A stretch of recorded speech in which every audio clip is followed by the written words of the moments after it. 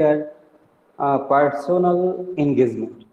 So we have changed the schedule a little bit, and rest of the session, rest of the schedule will remain the same. So now we are going to start our today international webinar. Namaskar. I am Sanjay Das, program coordinator of this two-day international webinar. This is the topic of the webinar is space, place, and topography, geographical imaginations in Indian writing in English. This is the first day of two-day international webinar organized by the Department of English, Seva Bharati Mahavidyalaya, Jhargram, West Bengal, India, along with IQAC Seva Bharati Mahavidyalaya, in collaboration with the Department of English, Subarnarekha Mahavidyalaya, Gopiballavpur, West Bengal, India, along with IQAC. So this is a very important webinar because we have with us the dignitaries from all over the world. And you have already noticed that we have with us Dr. Robert T. Challey Jr., Department of English, Texas University. And he is the keynote address or speaker. So we are eagerly waiting for him, and he will start his address in time. I welcome everyone to this seminar. And as I told you that this is the first day of the seminar, we have with us academicians, scholars, students, and the eminent speakers who will churn out nectar and will drink this nectar of knowledge and quench our thirst and appetite for knowledge. So I am requesting every participant, please follow the decorum and protocols. That means I am requesting you to keep choice of your microphone, and please don't raise your hands unnecessarily. So we are going to enter into the seminar. In this regard, I am requesting Dr. Shomit Kumar Mondal, organizing secretary and convener of this seminar, to initiate his introductory address. So now may I request Dr. Shomit Kumar Maiti to initiate his introductory address. Please, Sir Shomit Kumar Maiti, over to you. Thank you. Thank you, Sanjay Babu. Am I audible, Sanjay Babu? You are audible. Okay, thank you. Good evening. Yeah, completely audible. Myself, Dr. Shomit Kumar Maiti, Assistant Professor and Head, Department of English, and the IQAC Coordinator of Seva Bharati Mahavidyalaya. As the Organizing Secretary and Convener, I cordially welcome you all to this two-day international webinar on space, place, and topography, geographical imaginations in Indian writings in English, organized by the Department of English and IQAC, Seva Bharati Mahavidyalaya, in collaboration with the Department of English and IQAC, Seva Bharati Subarnarekha Mahavidyalaya. Learned participants, as you all know, that an event like this cannot happen overnight. It requires a proper planning and meticulous execution. It is the outcome of a sustained and collaborative efforts of a number of sincere and dedicated faculties and sincere and responsible persons. We are very much thankful to the chief patron of this webinar, Dr. Babulal Mahato, WBCS Executive, SDO, and SDM, Jhargram, Government of West Bengal, and Administrator Seva Bharati Mahavidyalaya. Although he could not join the event due to his extremely busy administrative schedule. We are grateful to the patrons of this webinar, Dr. Devaprasad Sahu, Principal, Seva Bharati Mahavidyalaya, and Mr. Lokhinder Palui, Teacher in Charge, Subarnarekha Mahavidyalaya, for their kind cooperation, constant motivation, and administrative support for organizing this webinar in collaboration with the English departments of the two colleges and IQAC of the two colleges. I take this opportunity to offer my respect and hearty thanks to Professor Dr. Shankar Prasad Singho, former Professor, Department of English and Dean, Faculty of Arts and Commerce, Vidyasagar University, who kindly gave his consent to grace the event as the Honorable Chief Guest in this webinar, but due to some urgent personal problems, he will not be able to attend the webinar. Learned participants, you all know that the focal theme of the webinar is space, place, and topography, which are the essential analytical tools of geocriticism, a fascinating area of literary analysis and literary theory.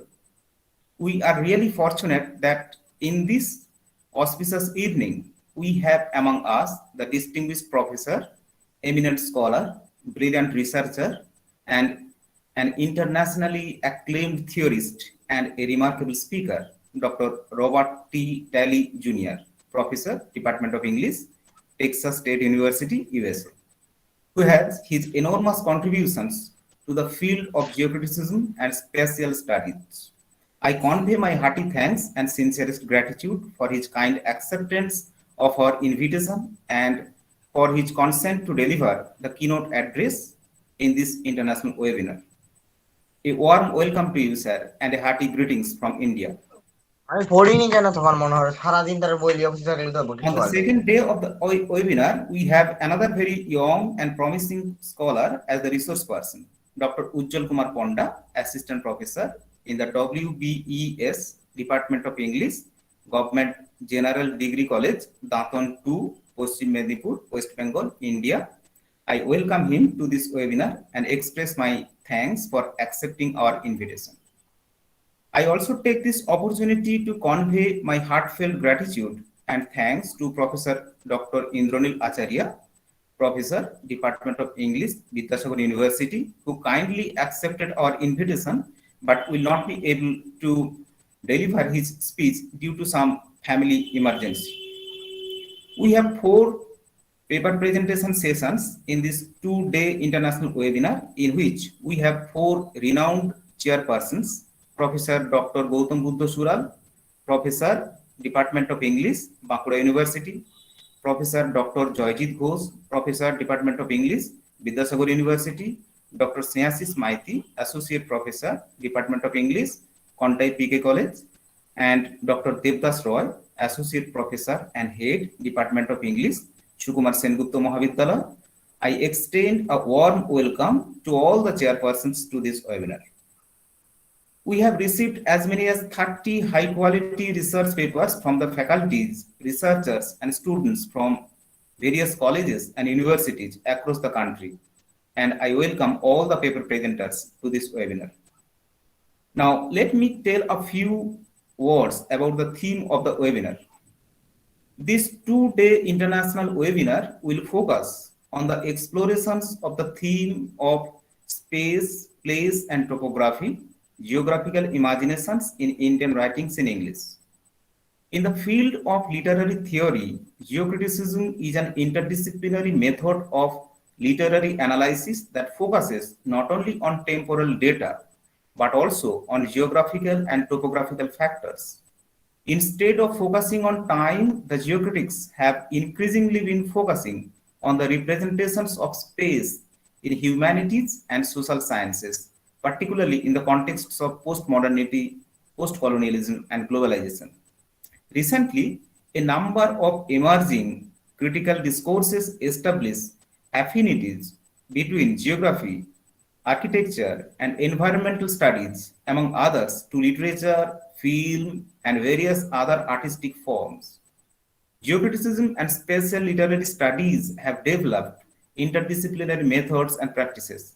As in the very preface to the influential work entitled Ecocriticism and Geocriticism, Overlapping Territories in Environmental and Spatial Literary Studies, Robert T. Talley Jr. argues convincingly, I am quoting, in exploring such matters as the representation of place in literary works, the relations between literature and geography, the historical transformation of literary and cartographic practices, and the role of space in critical theory, among many others, geocriticism and spatial literary studies have also developed interdisciplinary and transdisciplinary methods and practices, frequently making productive connections to architecture, art, history, geography, history, philosophy, politics, social theory, and urban studies, to name but a few. Spatial criticism is not limited to the spaces of the so-called real world, and it sometimes calls into question any too facile distinction between real and imaginary places, as it frequently investigates what Edward Soja has referred to as the real and imagined within double quotes, places we experience in literature as in life.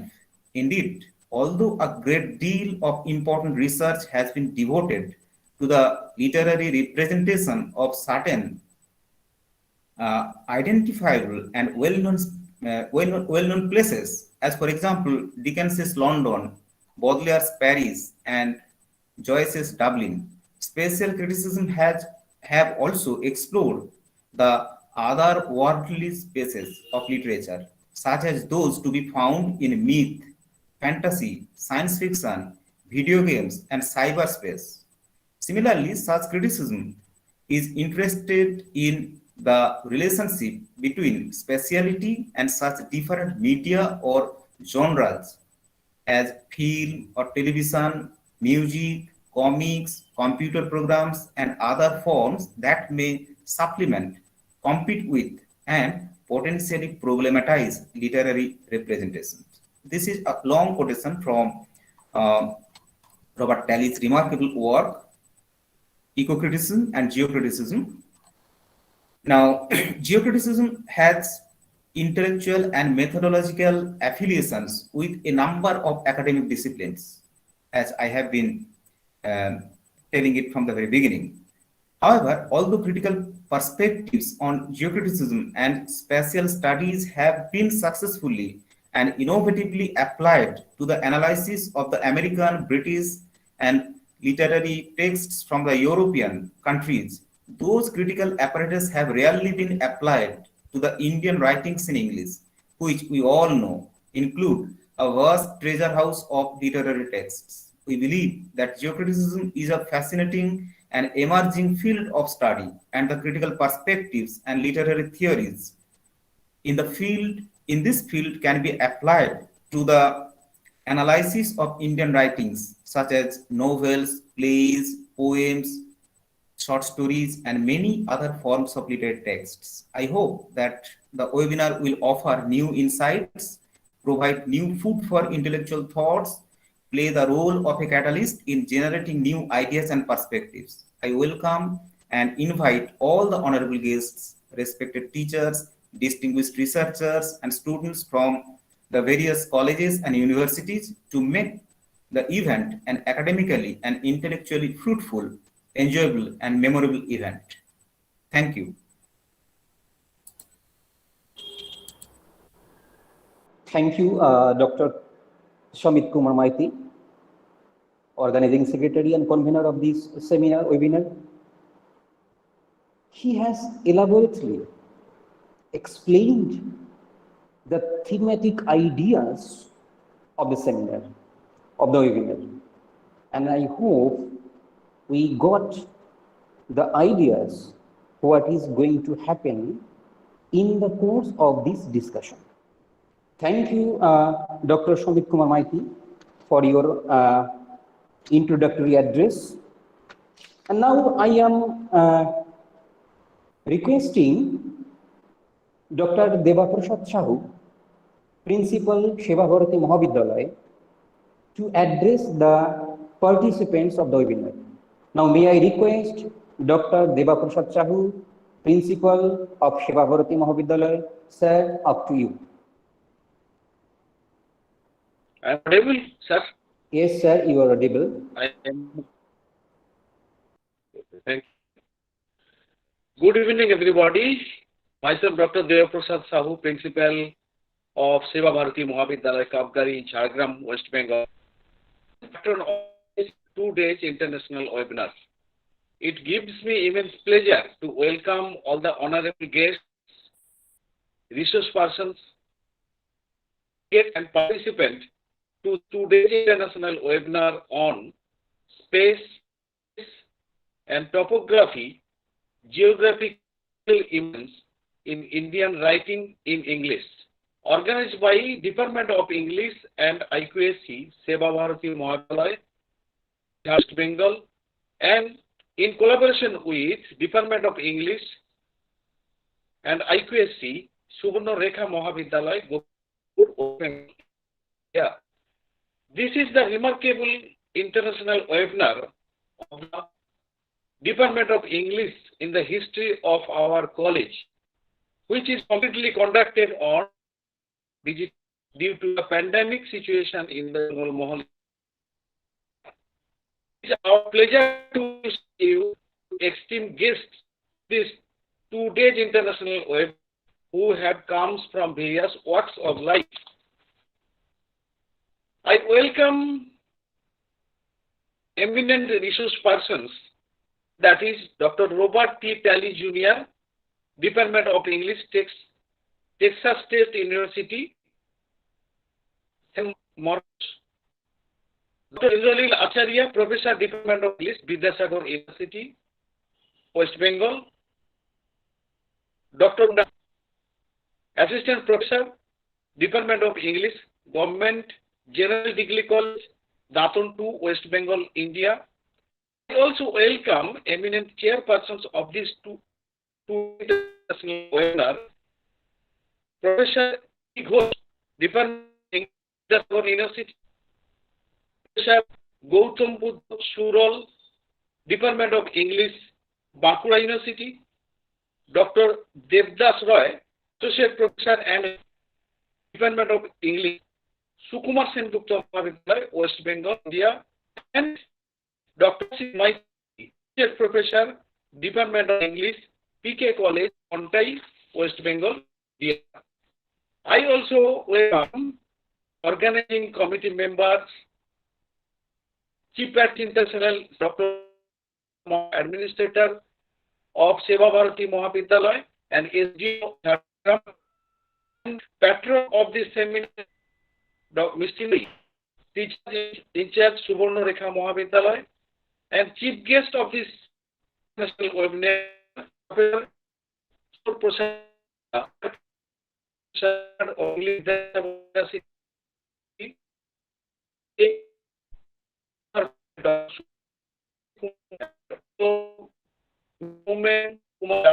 Assistant Professor English, Subarnarekha Mahavidyalaya. I am this 2 days webinar is going to be for academic discussion with the various college, universities, and academic institutions. I extend my genuine sense of appreciation to the members of organizing committee, assistants, and other members of this international webinar. Last but not the least, the of the suffered I wholeheartedly welcome all the students to participate in this internal webinar to make it and memorable one. I wish this. Thank you. Thank you. Thank you, sir. Thank you very much Dr. Debaprasad Sahu, Principal, Seva Bharati Mahavidyalaya. Now, may I request Mr. Lokhinder Paloi, Teacher in charge, Subarnarekha Mahavidyalaya, to address the participants with his valuable space. Now, I am requesting Mr. Lokhinder Paloi to address. Sir, over to you. A good thing, and congratulations to the distinguished guests, the principal, Seva Bharati Mahavidyalaya, the faculty and professors, and the faculty and the administrator of the college, Jhargram Sub-Divisional Magistrate, the participating researcher and scholars. সবাইকেই অভিনন্দন জানাই, উপস্থিত সম্মানীয় যে সমস্ত অতিথিবর্গ আছেন এবং আমন্ত্রিত যে সমস্ত বক্তা, যাদের মূল্যবান আলোচনায় এই আলোচনা সভা সাফল্যমণ্ডিত হবে। আলোচনা সভার বিষয় স্পেস, প্লেস এবং টোপোগ্রাফি, ইংরেজিতে ভারতীয় লেখার ভৌগোলিক একটা কল্পনা। স্বাভাবিকভাবে আমরা যদি দেখি যে জায়গাগুলো সরকার নিয়ন্ত্রণ করে, যেখানে মানব ভূগোল, নৃবিজ্ঞান, সমাজবিজ্ঞান, দর্শন কিভাবে সেই স্পেসটাকে বা প্লেসটাকে বা টোপোগ্রাফিকে সাহিত্যে তুলে ধরবে। অনেক সময় আমরা বলতে পারি এখানে ভূগোল কিন্তু চক্রান্ত করে। আমরা যদি দেখি ঝাড়গ্রামের লোধাদের, আমরা ভৌগোলিকের যে কথা বলছি, ঝাড়গ্রামের লোধাদের এখনো পর্যন্ত আমরা যদি দেখি যে তাদের নামে কিন্তু কোনো জায়গা নেই, স্পেস নেই তাদের। কেন সেটা নেই, কেন প্লেসটা নেই তাদের, সেটাও কিন্তু আমাদের এই আলোচনায় উঠে আসা দরকার। এই যে ভৌগোলিক সীমারেখা আমরা যেটা বলছি, এখানে একটা অভিব্যক্তি যে স্থান ভিত্তিক ধারণাটা কিন্তু পাল্টে যায়। আমরা যদি দেখি ঝাড়গ্রামের লোককবি ভবতোষ সৎপতি বা নলিনী বেরার সাহিত্যে, ভবতোষ সৎপতি অরণ্যের কাব্যে যে কবিতাগুলো আছে, যে ওরাল ক্রিয়েটিভিটি যেগুলো তা তিনি বলেছেন, বা নলিনী বেরার সবর চরিত বা সুবর্ণরেখা, তাহলেই কিন্তু এই ভূগোলের যে কৌশলগত বিষয়টা কিন্তু আমরা বুঝে উঠতে পারবো। কারণ যেখানে আমাদের ঝাড়গ্রাম জেলায় কলাবনির জঙ্গল বা গোপিবল্লভপুরের মলতাবলির জঙ্গল থেকে ঝাঁটি কাঠ কেটে তারা শহরে বিক্রি করে তাদের পেন্সিল, তাদের বাচ্চাদের, তাদের চাল ডাল, খাতা কলম নিয়ে তাদের সংসার চালাতে হয়, যেখানে ভবতোষ সৎপতি খুব সুন্দর করে বলেছেন, কাঠ নিয়ে বাজার গেলে পেটে দুটো দানা মেলে, আজ কেনে বাবুই করে মানা গো, উহাদের বহন নাহাই ছিল জানা। এটাও ভৌগোলিক একটা সীমারেখার মধ্যে আমাদের দেখতে হবে। অর্থাৎ এই যে লোধাদের, তাদের যে জীবন জীবিকা, অর্থাৎ ভবতোষ সৎপতি বা নলিনী বেরারা যেভাবে দেখছেন, সেটা তথাকথিত শহরের মানুষ তারা কিভাবে দেখছেন তাদের সাহিত্যে, এই সীমারেখাটাও কিন্তু আলোচনা হবে। বিভিন্ন গানে, সাহিত্যে, কবিতায় সেটা কিন্তু আমরা দেখেছি, কিন্তু তার জীবনধারাটা কিন্তু পাল্টে যাচ্ছে। আমরা যদি ভবতোষ সৎপতির একটা টুসু গানে দেখি, এক দুটি ভাত এক খাড়া রুটি, এক ডুবি টকা মানি, কে দিবে তোকে তামাম মুলুকে, তেমন মানুষ দেখিনি। আলোচিত হোক সাহিত্য, কবিতা, উঠে আসুক বিভিন্ন ভূগোল, নৃবিজ্ঞান, সমাজ বিজ্ঞানের মধ্য দিয়ে।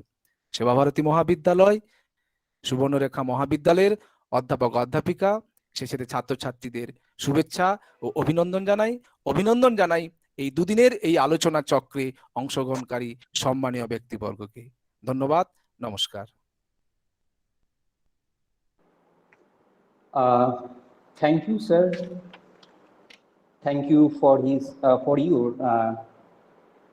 extraordinary explanation about the topography, space, place, and Geographical Imaginations in Indian Writing in English. You explained it in a very elaborate way, and your elaboration, your explanations incite thought. It is thought-provoking. Thank you, sir, for your valuable speech. Now, before entering into the main session, I am now want to say that after the technical session 1 is over, there is another session, that is technical session 2. And in this session, there is the paper presentation.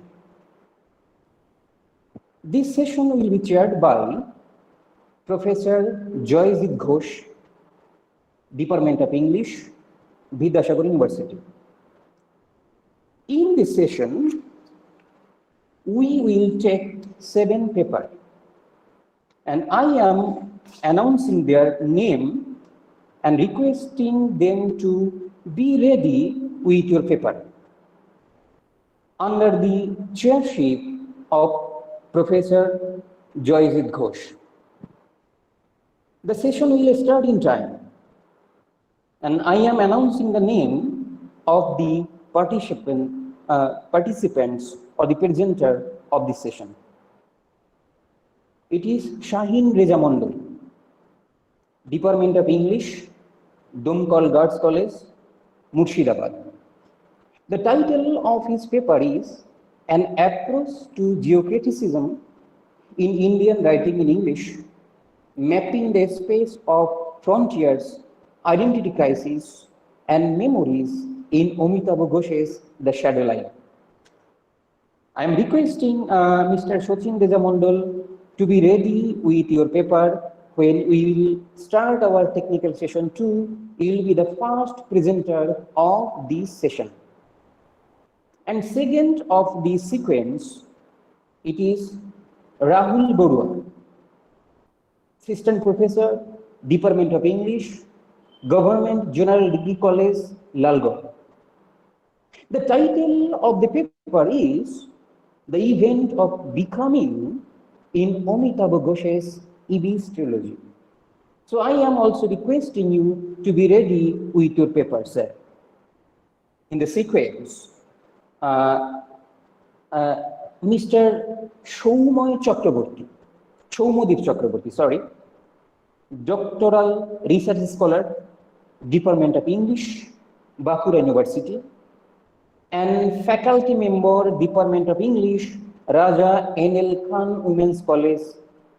The title of his paper is Belonging and Beyond, Sense of Place and Ruskin Bond's Vagrants in the Valley. As usual, as I am requesting the other presenters, I am also requesting you to be ready with your paper, sir.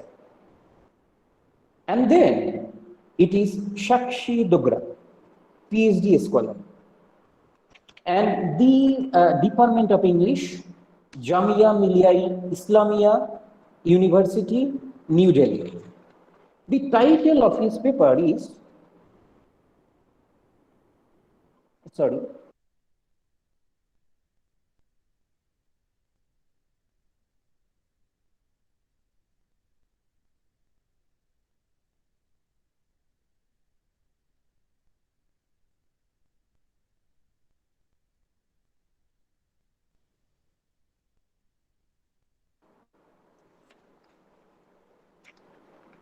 and next, Jahira Hussain, Assistant Professor and Head, Department of English, Surendranath College, Kolkata.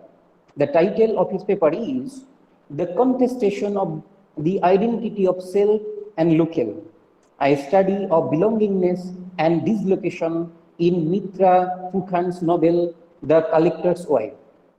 And then Shapna Roy, Department of English, Amdanga Jugal Kishore Mahavidyalaya, West Bengal. The title. Sanjay Babu, I am sorry to interrupt. Our keynote speaker, Professor Dr. Robert T. Tully Jr. has already joined the event.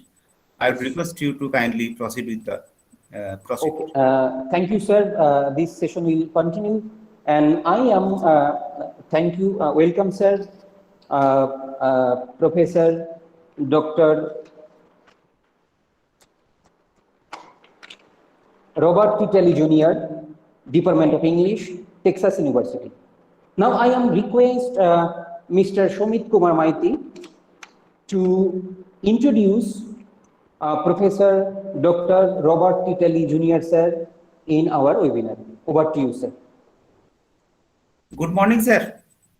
Good morning.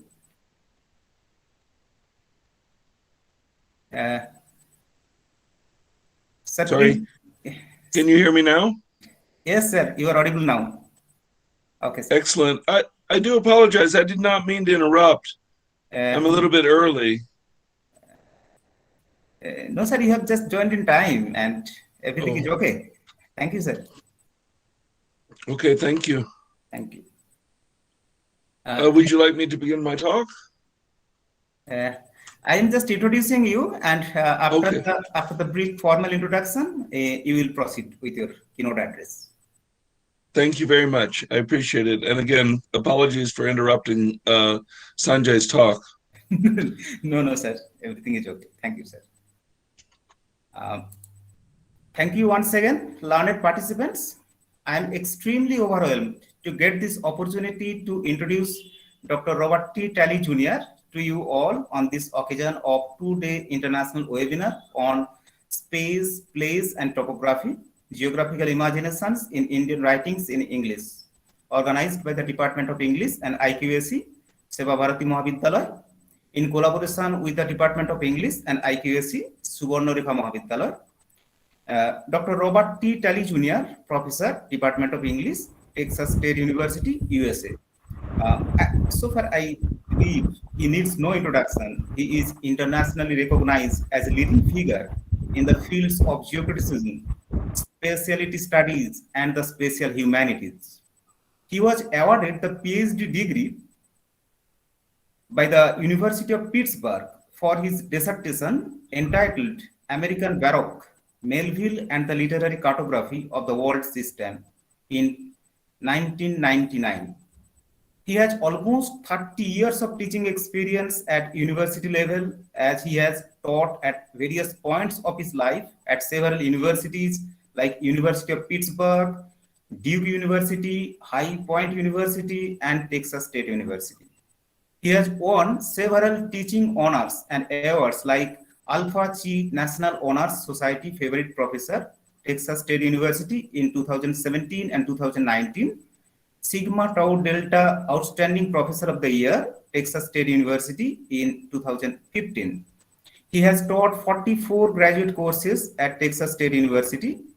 Apart from holding a number of honorable academic and administrative positions at Texas State University and other universities, he has been supervising the PhD thesis and master's thesis. He has mentored 30 students who gave presentations at national and international conferences, and several others who have published books, book reviews, and peer-reviewed essays. He has authored 22 highly influential books in the fields of geocriticism, spatiality studies, and the spatial humanities. Some of his remarkable books are Topography, Place, Narrative, and the Spatial Imagination, published from Bloomington, Indiana University Press in 2019. Frederick Jameson, The Project of Dialectical Criticism, published from London, Pluto Press in 2014. Poe and the Subversion of American Literature, Satire, Fantasy, Critic, published from Bloomsbury in 2014. Spatiality, this is one of the remarkable and influential books. Spatiality, published from Routledge in 2013. Utopia in the Age of Globalization, Space, Representation, and the World System, published in 2013 from Palgrave Macmillan. He has edited 8 collections of essays, some of which include Spatial Literary Studies, Interdisciplinary Approaches to Space, Geography, and the Imagination, published from New York, Routledge in 2021. Teaching Space, Place and Literature, published from Routledge 2018. The Routledge Handbook of Literature and Space, published from Routledge 2017. Eco-criticism and geocriticism, overlapping territories in environmental and spatial literary studies, published from Palgrave Macmillan in 2016. The Geographical Legacies of Edward W. Said, Spatiality, Critical Humanism and Comparative Literature, published in 2015 from Palgrave Macmillan.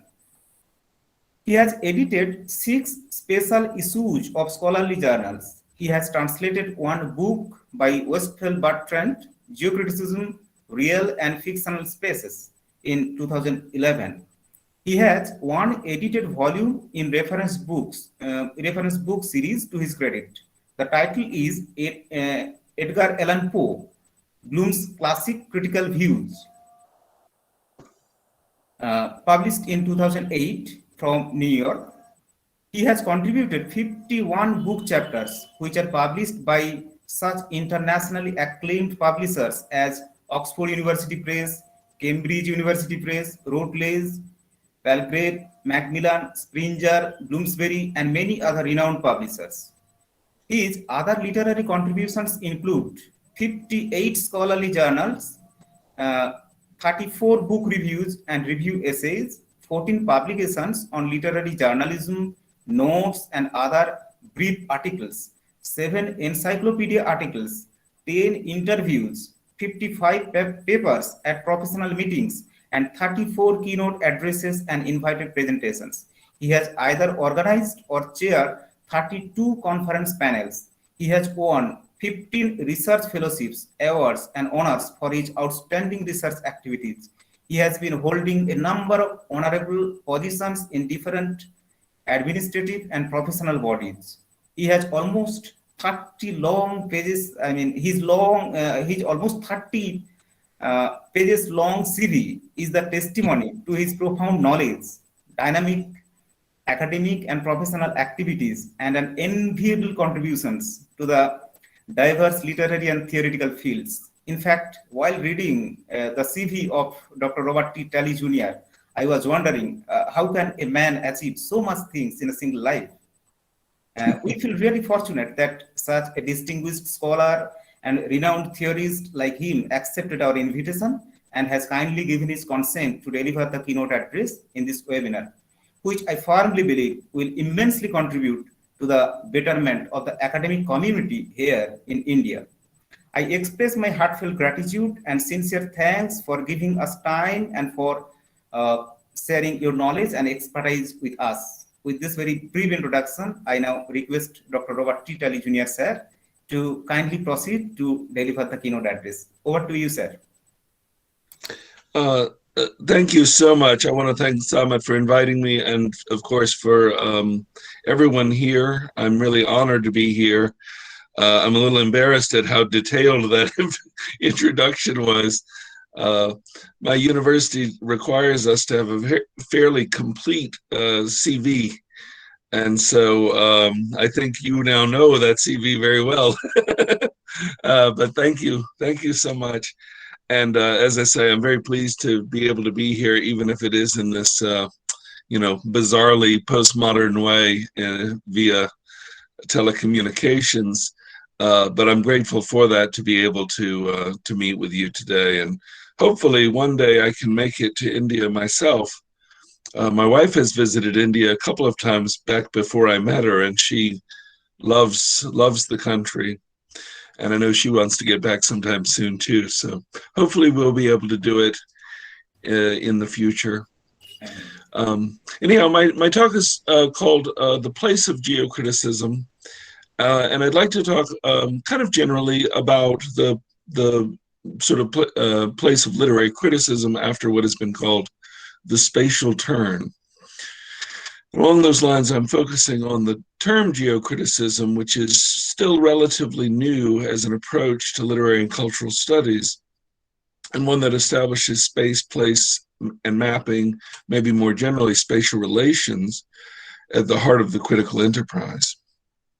I'll discuss the spatial turn itself briefly, but an underlying idea is that our own time is somehow distinctively characterized by spatiality, more so than earlier epochs, or at least differently than earlier epochs.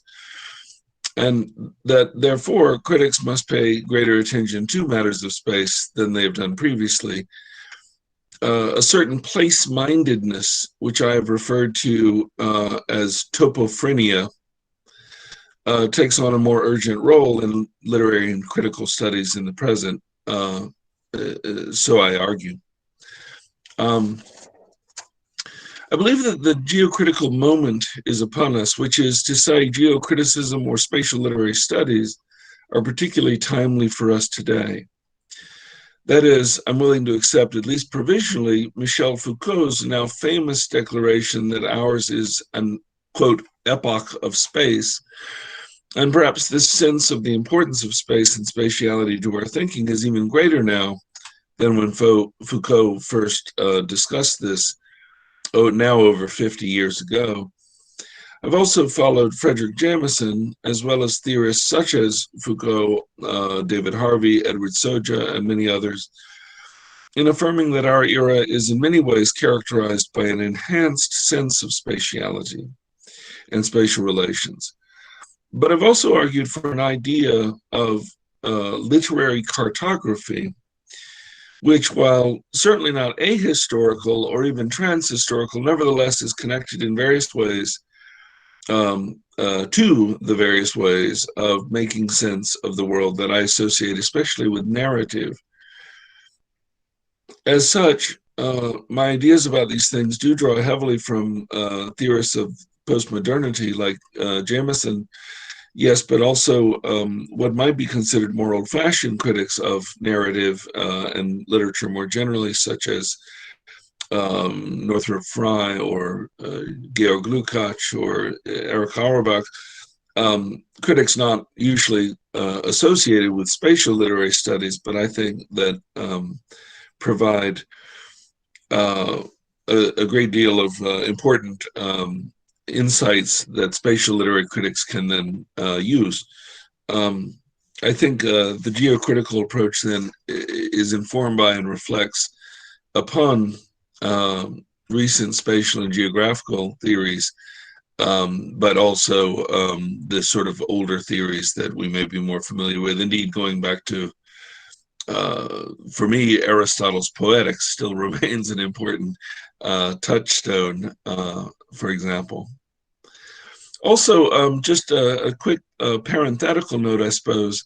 I'd like to distinguish as best I can between the attention to space, place, and mapping that might be associated with geocriticism and the more traditional and yet still spatially oriented aspects of literary studies. Obviously, attention to space and place is nothing new in literature, as distinctive settings, regions, landscapes, or other pertinent geographical features are often critical to the meaning and the effectiveness of literary works. Whole genres, as we know, might be defined by spatial or geographical characteristics, such as the pastoral poem, the travel narrative, utopia, the urban expose, or innumerable other examples that across literary history. I could argue that while space and place are crucial to the discussions of setting, regionalism, and so on, many of the critical approaches to them acknowledge such spatial features only then to ignore them or to relegate them to a more or less passive presence in the background. For instance, in American literature, United States literature, the distinctively southern locale of Faulkner's or Flannery O'Connor's stories is unavoidable, but the critical focus of most of the readings quickly moves on to other matters of character, morality, sexuality, race, on the one hand, or formal considerations like point of view, stream of consciousness, foreshadowing, and so forth on the other.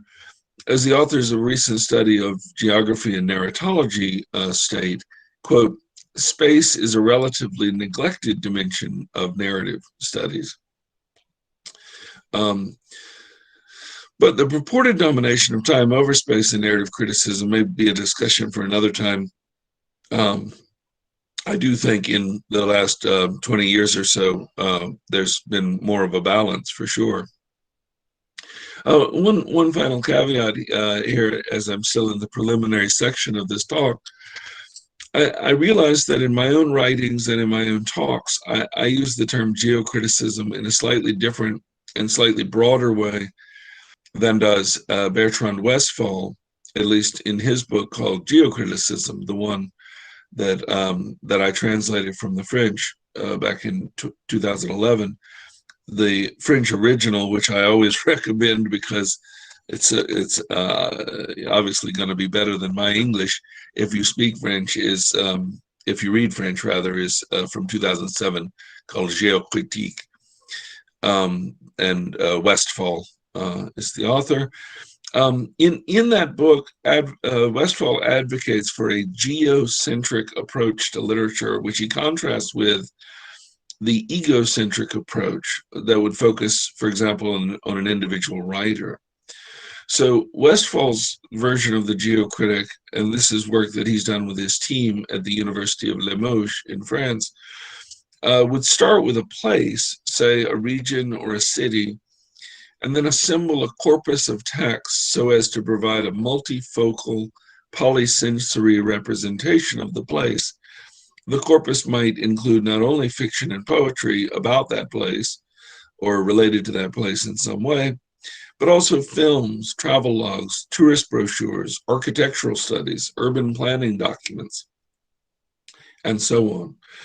A key advantage to this method is that by drawing together many different texts in an interdisciplinary array, one might avoid or minimize personal bias, prejudice, and stereotypes.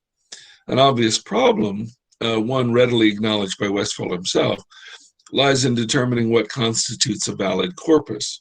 That is, how many texts and of what kind do you gather before we can begin to actually read a place? Westphal speaks of the threshold of representativeness, which you want to reach before you begin your reading. But it's not clear that at all what that everybody would agree on when and where that threshold has been reached.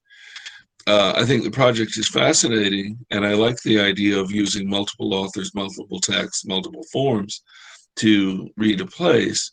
But I also have no problem with the somewhat more egocentric, if you want to call it that, approach to literary cartography or space, such as, looking at Virginia Woolf's London or Faulkner's Yakima County or C.S. Lewis's Narnia, just to mention three different fictional places that are very famous in English language literature. I want to suggest that geocriticism be understood in connection to what I'm calling topophrenia and literary cartography. And together these form a somewhat complex, discontinuous, and recursive set of creative and critical activities informing each other while maintaining a degree of semi-autonomy. So, speaking a little too loosely, I think I could probably place each term in its own distinctive category, but they would perforce bleed into one another in practice. So, schematically, the first we might call existential, the second poetic, and the third analytical, interpretive, or evaluative, which is to say critical. Put more simply, if not more clearly, they refer to perceiving, writing, and reading, but of course they're all inextricably bound up with the far messier notion of being. So again, I always hope that people will forgive me for neologisms, which seem a little self-indulgent, but I couldn't find for myself the word I wanted to describe the kind of place-mindedness I had in mind. So I coined the term, at least I think I did, to the already fairly well-known term topophilia, which is a key idea in Gaston Bachelar's The Poetics of Space. And it's also a word used by the cultural geographer Yi-Fu Tuan as the title of his influential 1974 book. I find the concept of topophilia to be really useful, and Tuan's book I strongly recommend, but I think Tuan's sunny disposition occasionally leads him to overlook the less pleasant aspects of our experience with space and place. In fairness, Tuan also did later write a book called Landscapes of Fear.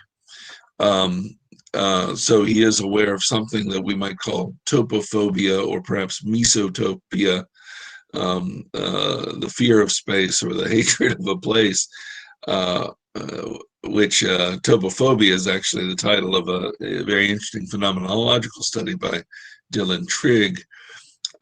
Regardless of the terminology used, it seems to me that a crucial consideration of any properly spatial literary studies is the pervasive sense not only of place, but of this place-mindedness, which characterizes both the subjective experience and the artistic representation of places, persons, events, and so forth. Do I agree again with Jamison's understanding of narrative as, quote, the central function or instance of the human mind? But I would supplement it with the proposition that any narrative function be understood as itself a form of mapping, which is what I have in mind with the idea of literary cartography. The dynamic spatio-temporal relations among the subject, situation, representation, and interpretation invite critical approaches to literature that are sensitive to the uncertain, often shifting, but always pertinent ways that place haunts the mind. Hence, I proposed topophrenia as a provisional label for the condition of narrative, one that is necessary to any reading or writing of a text, in which the persistence of place and of the subject's relation to it must be taken into account. Such place-mindedness is not to be understood as a simplistic relation between a given writer and his or her distinctive place, such as, again, in American literature, say Henry David Thoreau being at Walden Pond, for example, although any careful analysis of Thoreau's book Walden would probably show that such a relationship between the person and place disclose things that are not really simple after all, as when, for instance, the topographic lines of, say, Thoreau's Walden narrative extend or reach dead ends, intersect with others, proliferate, combine, and establish new lines entirely. But topophrenia suggests the degree to which all thinking is, in various ways, thinking about place, which also means that thinking is about the relations among places, as well as those among subjects and places in the broadest possible sense. In practice, this represents not so much a geographical unconscious as it does a sort of existential comportment towards the world. This comportment creates problems as well as opportunities for spatial literary criticism. Topophrenia characterizes the subjective engagement with a given place, with one's sense of place, and with the possible projection of alternative places or spaces. Moreover, it requires us to consider the apparently objective structures and systems which condition our perceptions and our experiences of space and place. Place-mindedness here must be understood to coincide with an entire range of affects, attitudes, conceptions, perceptions, references, and sensibilities that characterize the spatial imagination.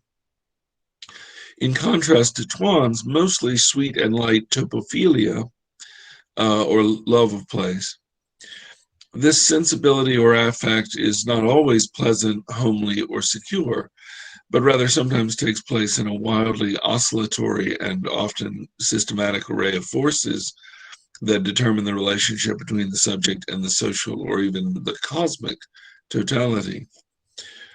Yet, any topophrenic condition or attitude is also necessarily open to the delights of space and place, to the play of spatial practices, in which we invariably find ourselves both inscribed and inscribing. The experience of space and place is no simple matter, of course. Any proper orientation or sense of place is connected to and complicated by a seemingly infinite network of spaces and places that not only serve as shifting points of view or frames of reference, but can also affect the situation of the subject itself. A place is apprehended subjectively, but it is also only understandable as such when located within or in reference to a non-subjective or supra-subjective ensemble of spatial relations, sites, networks, circuits, and so on. In fact, and this brings me to the matter of literary cartography, the apprehension of place is bound up with in a discursive or narrative ensemble of relations that determine the outcome by implicating the subjective perception and the objective or non-subjective thing in itself within a tenuous, unstable, and ever-changing system, that of language, for example. If, as Tuan insists, a place is defined in part as a site or a discrete identifiable segment of space, a portion of space that is imbued with meaning, therefore that is also subject to interpretation and thus an appropriate topic for literary criticism. It also needs to be understood that language, the language used to describe and interpret a place, itself engenders or conditions the place. The place is a text, but one that is necessarily informed and indeed formed by other texts as well. By literary cartography, I mean the term literary cartography, I refer to the way that a writer figuratively maps the territories represented in the work in such a way as to provide the reader with a more or less useful sense of the world and the subject's relations to it. The map is at once a rather simple tool and a powerful conceptual figure. Everyone already knows what a map is and what it's used for, and yet the map is also a much contested object or metaphor in critical theory and beyond.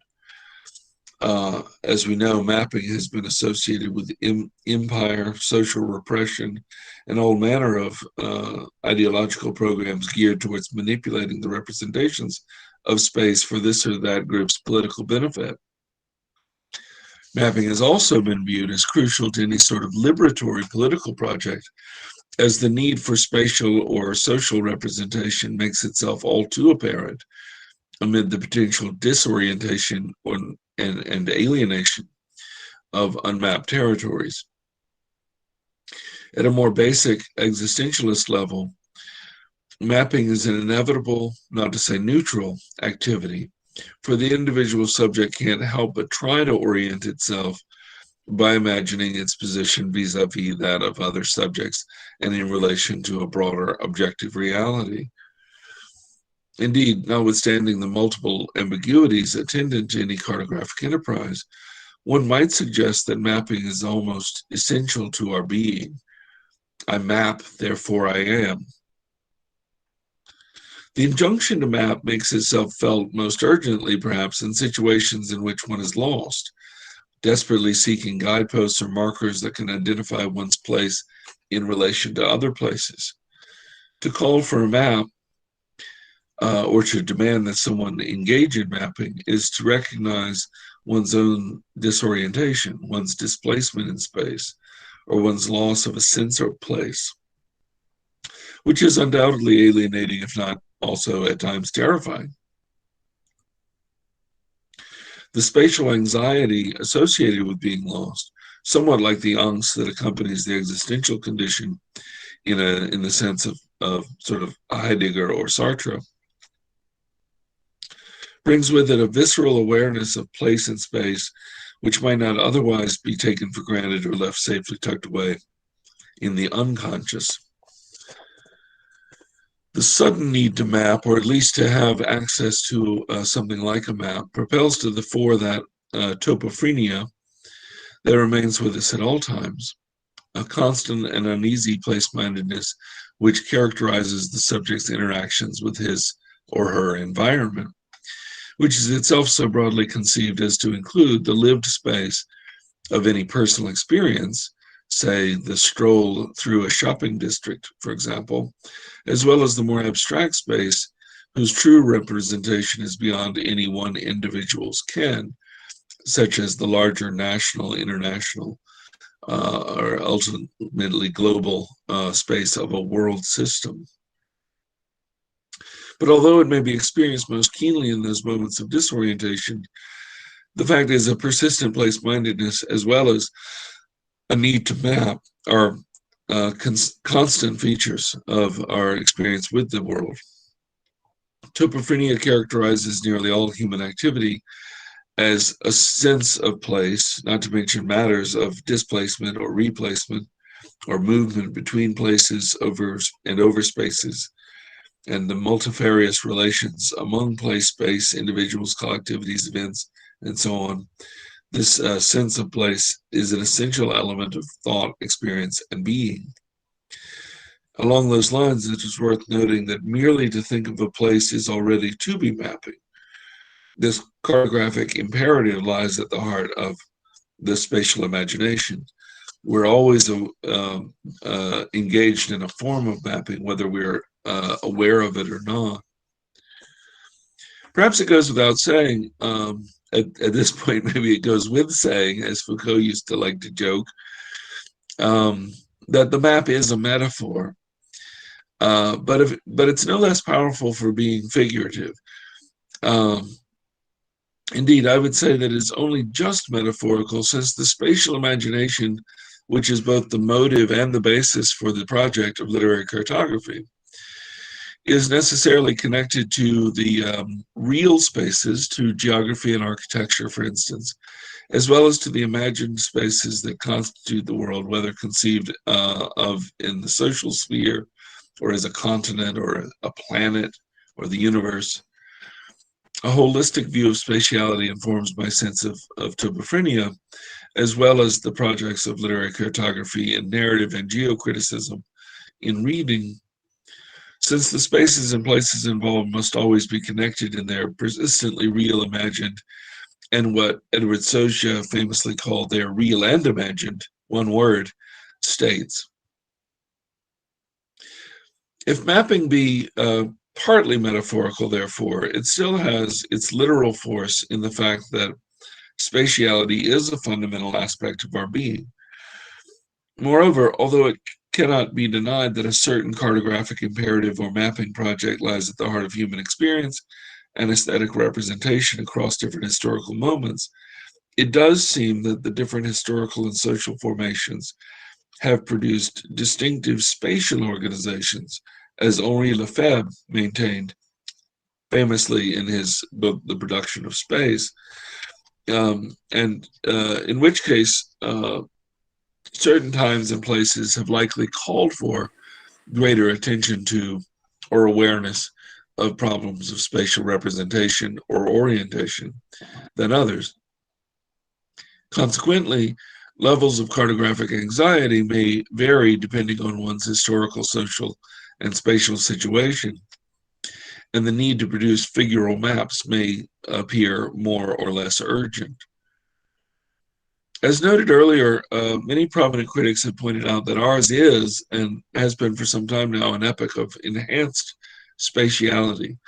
The so-called spatial turn in the humanities and social sciences in recent years, recent decades perhaps, is partly the result of this heightened sense of the importance of space, place, and mapping to those fields in the late 20th and early 21st centuries.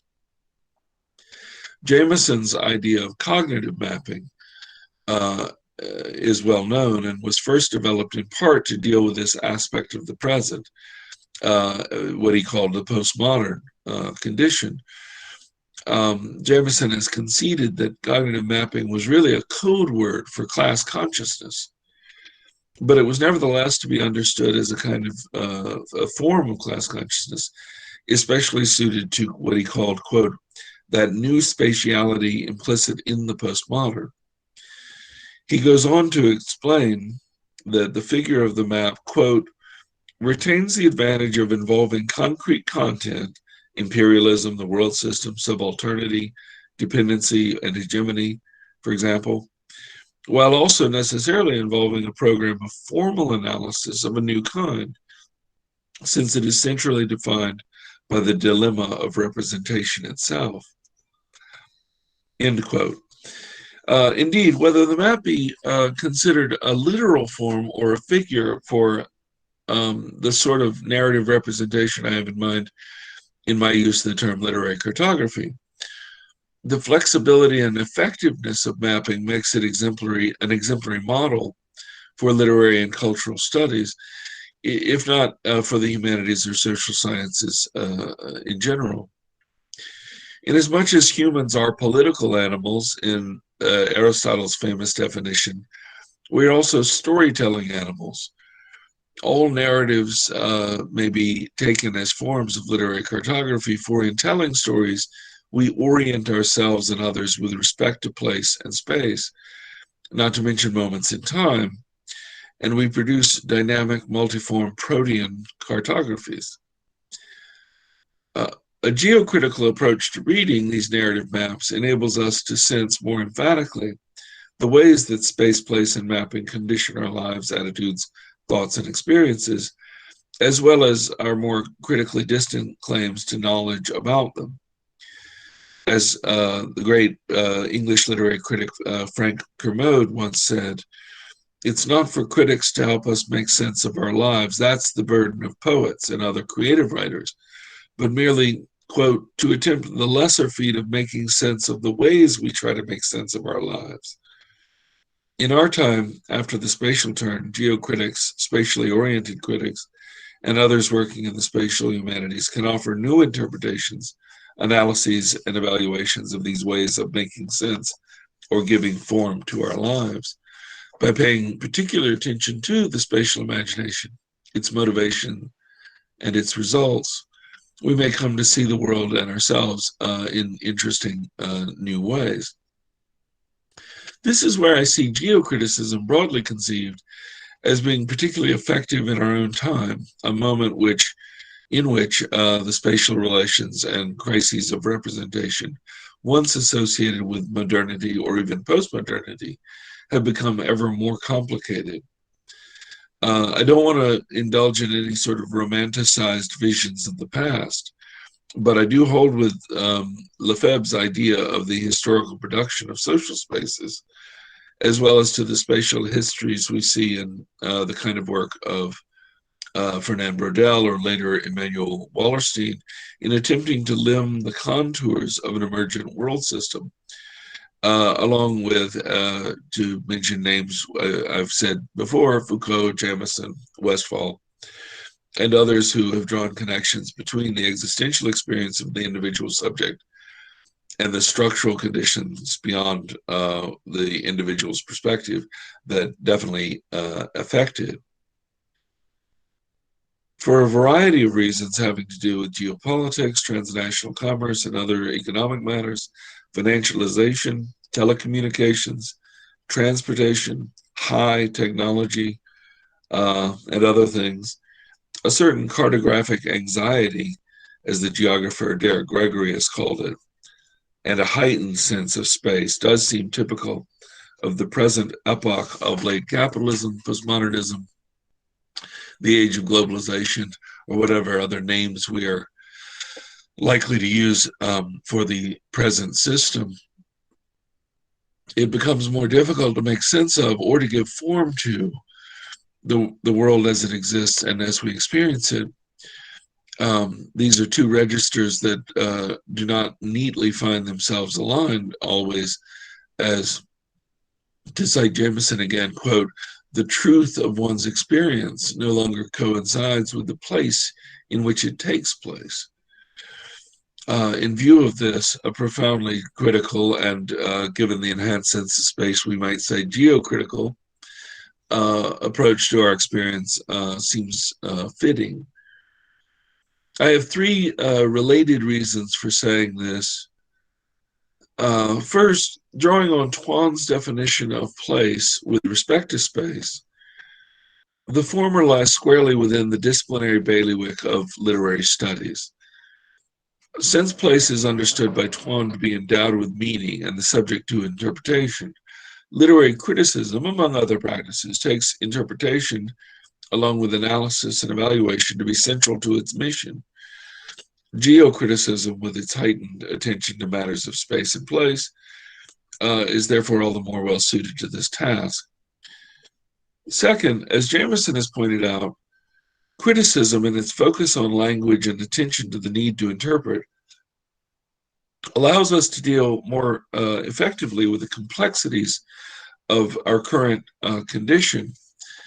This is a quote from Jamieson from The Political Unconscious.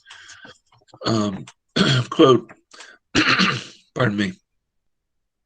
No society has ever been quite so mystified in quite so many ways as our own, saturated as it is with messages and information, the very vehicles of mystification. But above and beyond the sheer fact of mystification, we must point to the supplementary problem involved with the study of literary or cultural texts, in other words, essentially of narratives.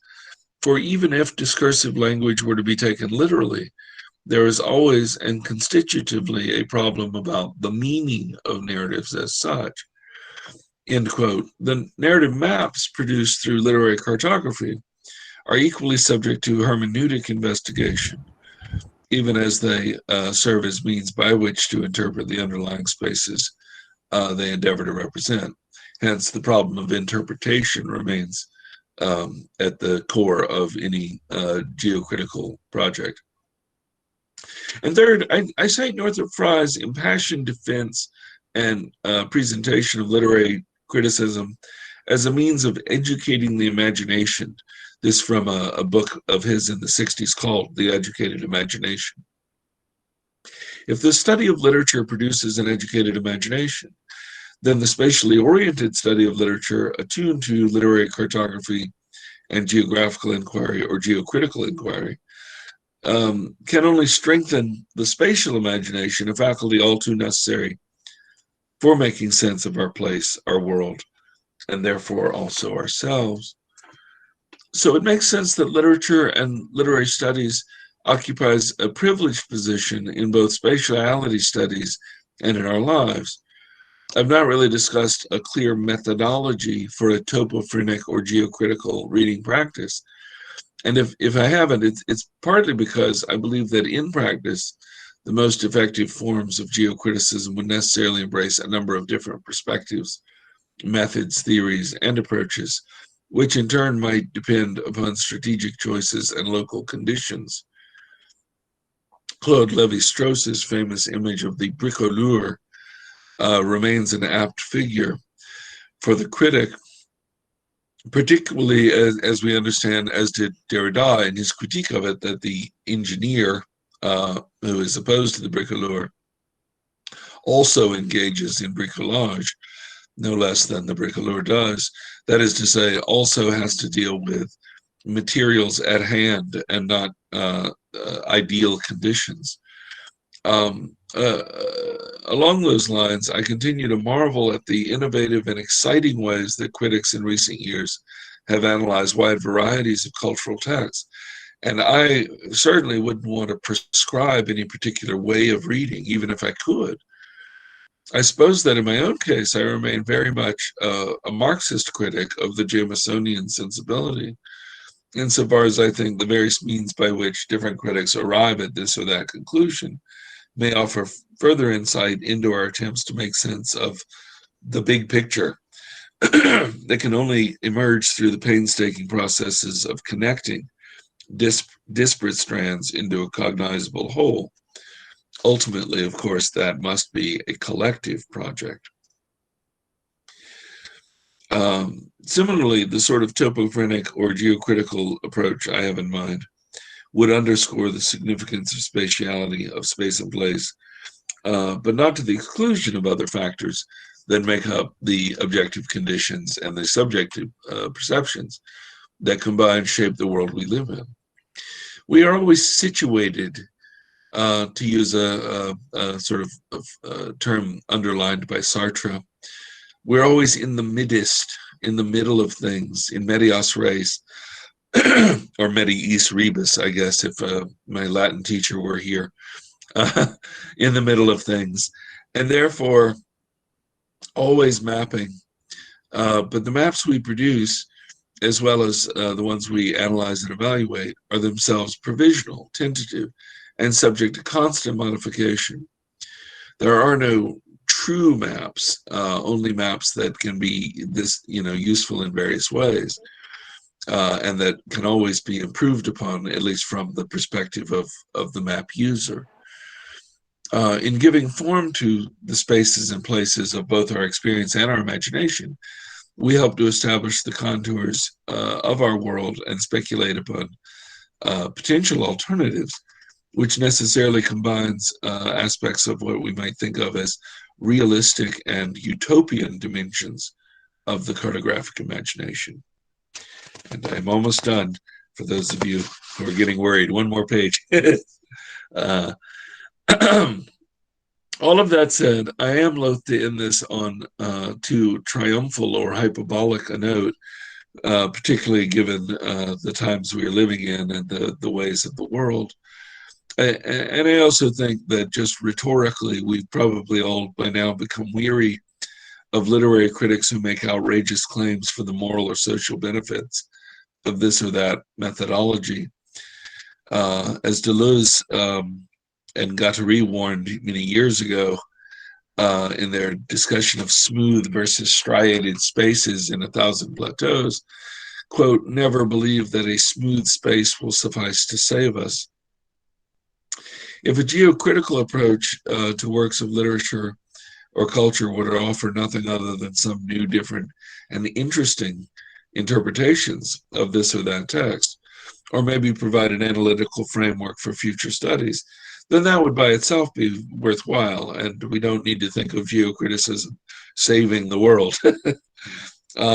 If geocriticism can do more, so much the better. Given what I take to be our fundamentally topophrenic condition, with a sort of cartographic imperative underwriting the commitment, the concomitant production of literary maps, and the urgency with which we are confronted with spatiotemporal perplexities in our present situation globally, I think that the geocritical approach is well suited to our present moment, and I look forward to seeing what insights and alternative visions may be disclosed by the geocritical readings to come. Above all, I'm looking forward to seeing what new maps will show us, not only about the spaces rendered upon their surfaces, but about the map makers as well. Thank you.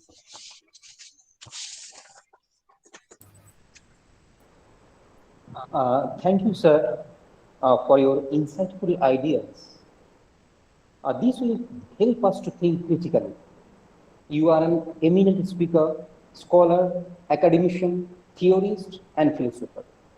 You share your idea, and we are immensely grateful to you, because your ideas will help us to explore in the field of geocriticism in Indian writing in English. So thank you very much from this part. And now, may I take some questions for you, sir? Please, yeah, thank you. Oh, thank you, sir. I am requesting the participants, if you have any questions, you may directly ask questions to sir. So I am inviting questions, and sir is there to answer the questions. So,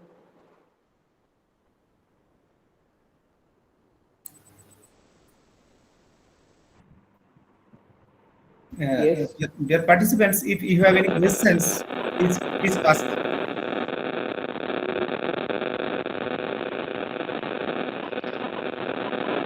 Okay, sir, may I ask a question, sir? Yes, sir, of course. Okay.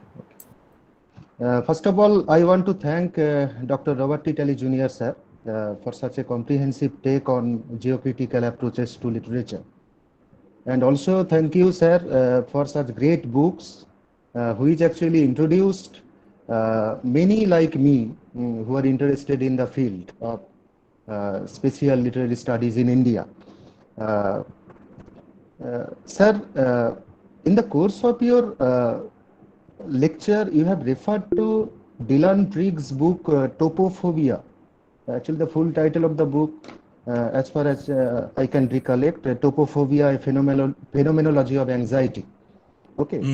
So my question is the idea of topophobia somehow related to Waifutuan's idea of landscape of fear? Okay. This is the question. Yes, thank you very much. I confess I did read Dylan Trigg, Trigg, is the author of Topophobia book when it first came out. And his perspective is very much phenomenological. Mine, well, I certainly, I guess, occasionally deal with phenomenology, I suppose, but I don't consider my own approach to be directly in that field. In any case, I'm mostly just apologizing for saying I'm not sure that I'm best qualified to answer the question, but I do think, yes, that part of Trigg's use of the term topophobia is to get at the transversal, I guess we might say, of topophilia, the love of place that is so crucial for Gaston Bachelard in the Poetics of Space, and that is, as you say, part of Yi-Fu Tuan's understanding of what place actually involves. And so Landscapes of Fear, I think, which I believe came out in 1979 by Yi-Fu Tuan, was in part Tuan's acknowledgement that his earlier books had been perhaps a little too optimistic about the way in which place is always experienced as a positive thing. He associates place with home and with security and with familiarity. And maybe it's just because, I watched too many horror movies when I was a kid, but I feel like many times you feel that there are places that you are not feeling secure and at home. And so I was, pleased to read that book as a way of sort of acknowledging the way in which place comes to us as a space of anxiety. And that's why I love Dylan Trigg's book as well. I think the topophobia, as you say, a phenomenology of anxiety, angst, in the German, which we sometimes just keep in English, being a sort of crucial term for the existentialist tradition, where our anxiety is a sort of core feature of our experience of the world as well.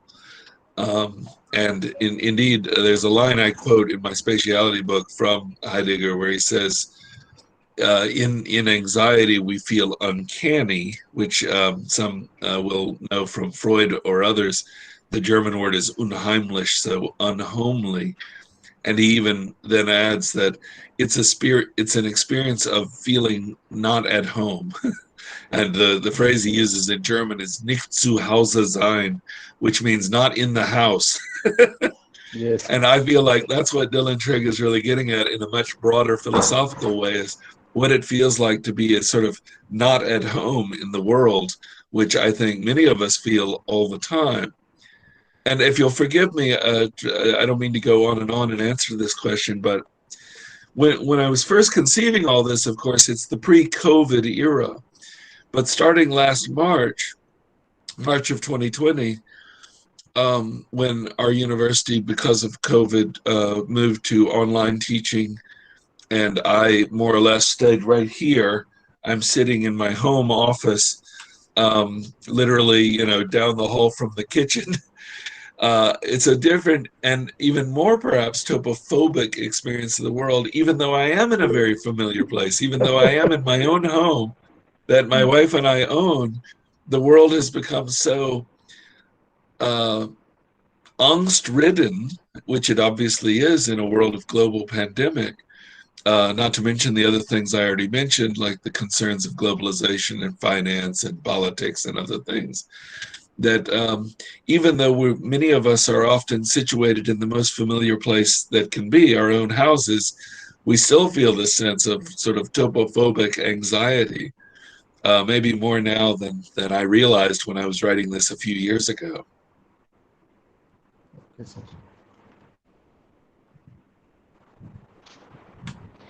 Sir, Thank another you, thing sir. I want to know from you, that is nowadays I found the spatial humanities it is in a more pertinent way, it is now inclined to gender studies. Like there are terms like feminist geography, masculine geography, or gay or lesbian geography. What are precisely the possibilities of such fields, according to you? Yeah, that's an excellent question, and it's also, you know, another area in which I am myself deficient, just because I don't have a strong background in feminist geography, and I certainly have an interest in it, but my own areas of expertise are sort of elsewhere. So it is true that, of course, space and place, you know, we don't have to be brilliant feminist theorists to know that these have always been somewhat gendered, that there are places that are considered women's places and places considered men's, and that these are, of course, as with other gender issues, socially constructed, but also have very pervasive effects. And in that sense, I think a kind of feminist geocriticism, and of course, already existing feminism and feminist geography and whatnot, is absolutely crucial for understanding the ways in which matters of space and place, and as well as mapping and just thinking about space, are very much bound up in that network of gender and sexuality, as well as, of course, the ways in which gender and sexuality are hierarchized or involve inequality of you know, treatment and whatnot. And so I think, yes, that's one of the areas among many that I am not myself expert in, but I think excellent work is being done, and I'm looking forward to reading it, you know, more as more people apply a kind of spatial approach, whether it be geocritical, or in some cases, these are often more closely tied to geographical practices outside of the humanities sometimes. You mentioned the spatial humanities. A lot of people working in what are called the spatial humanities focus very much on, for example, GIS, or Geographical Information Systems, and the technologies afforded by that. Again, I find that stuff kind of interesting, but I don't have that science background, and I'm really not someone who uses GIS. Those of you who've read some of my work, I mean, will know that I don't even use actual maps. And I'm not opposed to maps, although I do have a kind of ideology critique of the way in which maps are used. Visual maps, I mean. But part of my argument about literary cartography is that a novelist, say, is already creating a literary map without actually drawing a visual map. And so I thought in some respects, it's part of my argument to not use actual maps, but in that sense, it's also then part of my argument that for my own work, at least, I'm not using geographical information systems or other technologies like that. Thank you, sir. Is there any question? So there is one question in the chat box. Would you kindly look at the chat box? Oh, yeah, let me open that.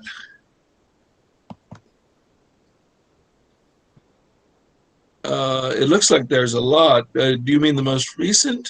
Yes, most recent, the last one. I see. What do you think a researcher should have in mind while working on spatiality of imagined cartographies? Oh, that's a fascinating question. And I hope that I don't disappoint in this answer, which is probably going to seem a little broad, but I think is necessary, which is that I think that the nature of the research project itself, and of course the researcher herself or himself will have a lot to do with how it needs to be approached.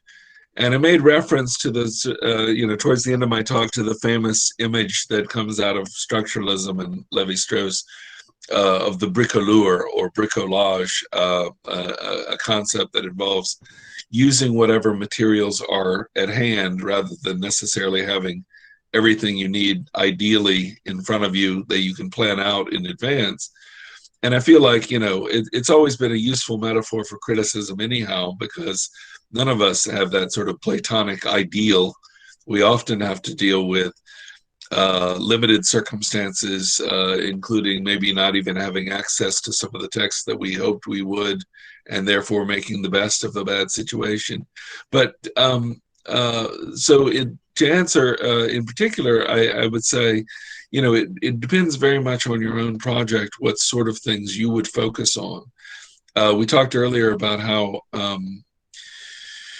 some focuses might lead one to want to look at things like non-literary examples of like tourist brochures or urban planning documents to get a sense of the place. Whereas others might focus on much more straightforwardly aesthetic works like poetry or short stories, and so I'm afraid that I would encourage you to explore whatever works best for you, but I would hate to prescribe anything, because I think the project and the researcher have as much to do with how the project will unfold as anything I could recommend.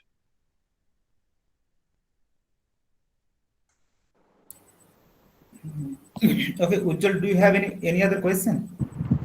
No, sir. Thank you for your beautiful discussion, and we are immensely enlightened by your lecture. Thank you, sir.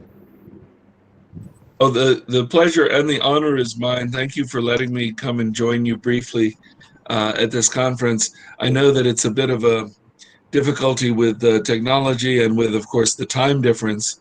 So I hope you're having a good evening there, as I'm still drinking my morning coffee. But I am so pleased that we were able to do this. And I thank Samit for inviting me, and for all of you for being here. And I hope that hopefully if we can get to a place where the COVID crisis allows us to travel more, we'll be able to see each other in person at conferences somewhere down the road. So there is another question. Look at the chat box. Okay. Let's see. Oh, space and film. Yeah, the question is, what about studying space and film? Fascinating question. I'm a big movie fan, although I haven't done a lot of work in film studies. I probably have mentioned films in some of my writings, but I don't think I've ever done anything like a spatial analysis in film. But of course, film, in some very obvious ways, is itself quite spatial as well as temporal, in that we're talking about, the visual shots and the frames and whatnot. And so I would think that a combination of sort of geocritical or spatial literary theory and criticism in relation to film studies would have all sorts of interesting prospects. And I suspect that, experts in film would bring their own spatial insights to bear on this kind of work. Someone in the chat just mentioned Deleuze's writings on cinema, which I definitely recommend those books. If any of you are already familiar with Deleuze, he wrote 2 books Cinema 1 and Cinema 2, so they form a 2-volume project. And one of them is the time image and the other is the movement image. So he doesn't have time and space, he has time and movement, although obviously for Deleuze, both time and movement imply, of course, space as well. And I would say imply is itself an almost a pun, because the very word from Latin means to fold over, and he talks a great deal about the foldings of time and space.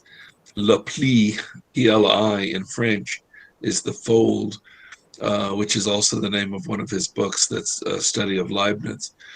But yeah, I'm not sure I can recommend specific texts on space and cinema. I'm sure there are a lot of them out there by now that engage in looking at space and cinema. Some of the books in the series that I edit for Palgrave Macmillan, the book series is called Geocriticism and Spatial Literary Studies.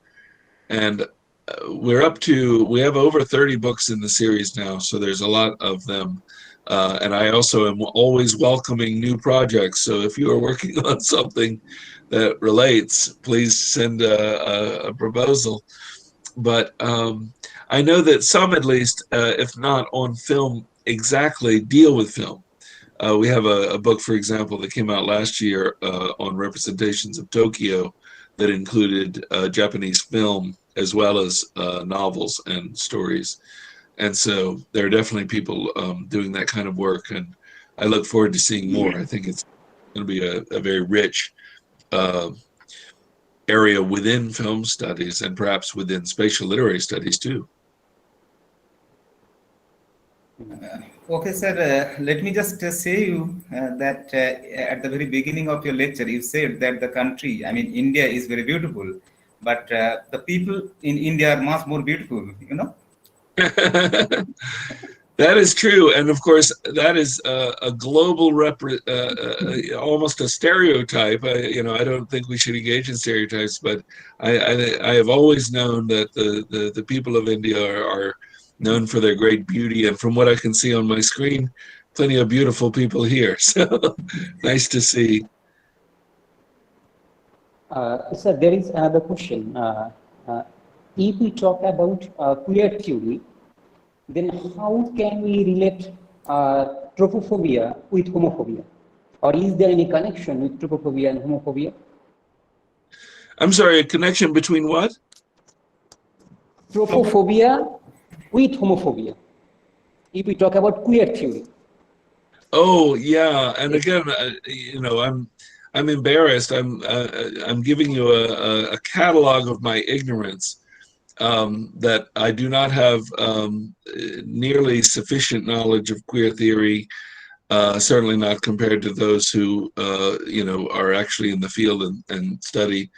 But as I had mentioned with feminism, and of course as we could mention even with these other genres, there's undoubtedly immense work to be done of great value on space and queerness in general, not only the way in which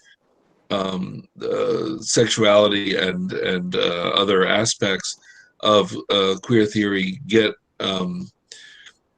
involved in space and place, involved in geography, involved in the relations of space, but very much the way a queer theory can, as the term goes, queer those spaces, can allow us to see those spaces in entirely new ways, in part because of the way in which queer theory might subvert or deliberately distort in a good way the sort of hegemonic representations that we had seen before from a more heteronormative or cisgender perspective. So I hope this isn't a disappointing answer again, that I don't know the work per se that may exist on this right now, but I can only imagine that it would be extremely valuable. And again, the knowledge of both the spaces and places under consideration, but also the way in which we imagine spaces and places in a more general theoretical sense, can only benefit from such perspectives.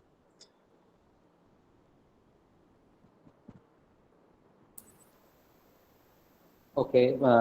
So there is There is another question, sir. If you can look at the chat box. Yes. Sir, please look at the chat box.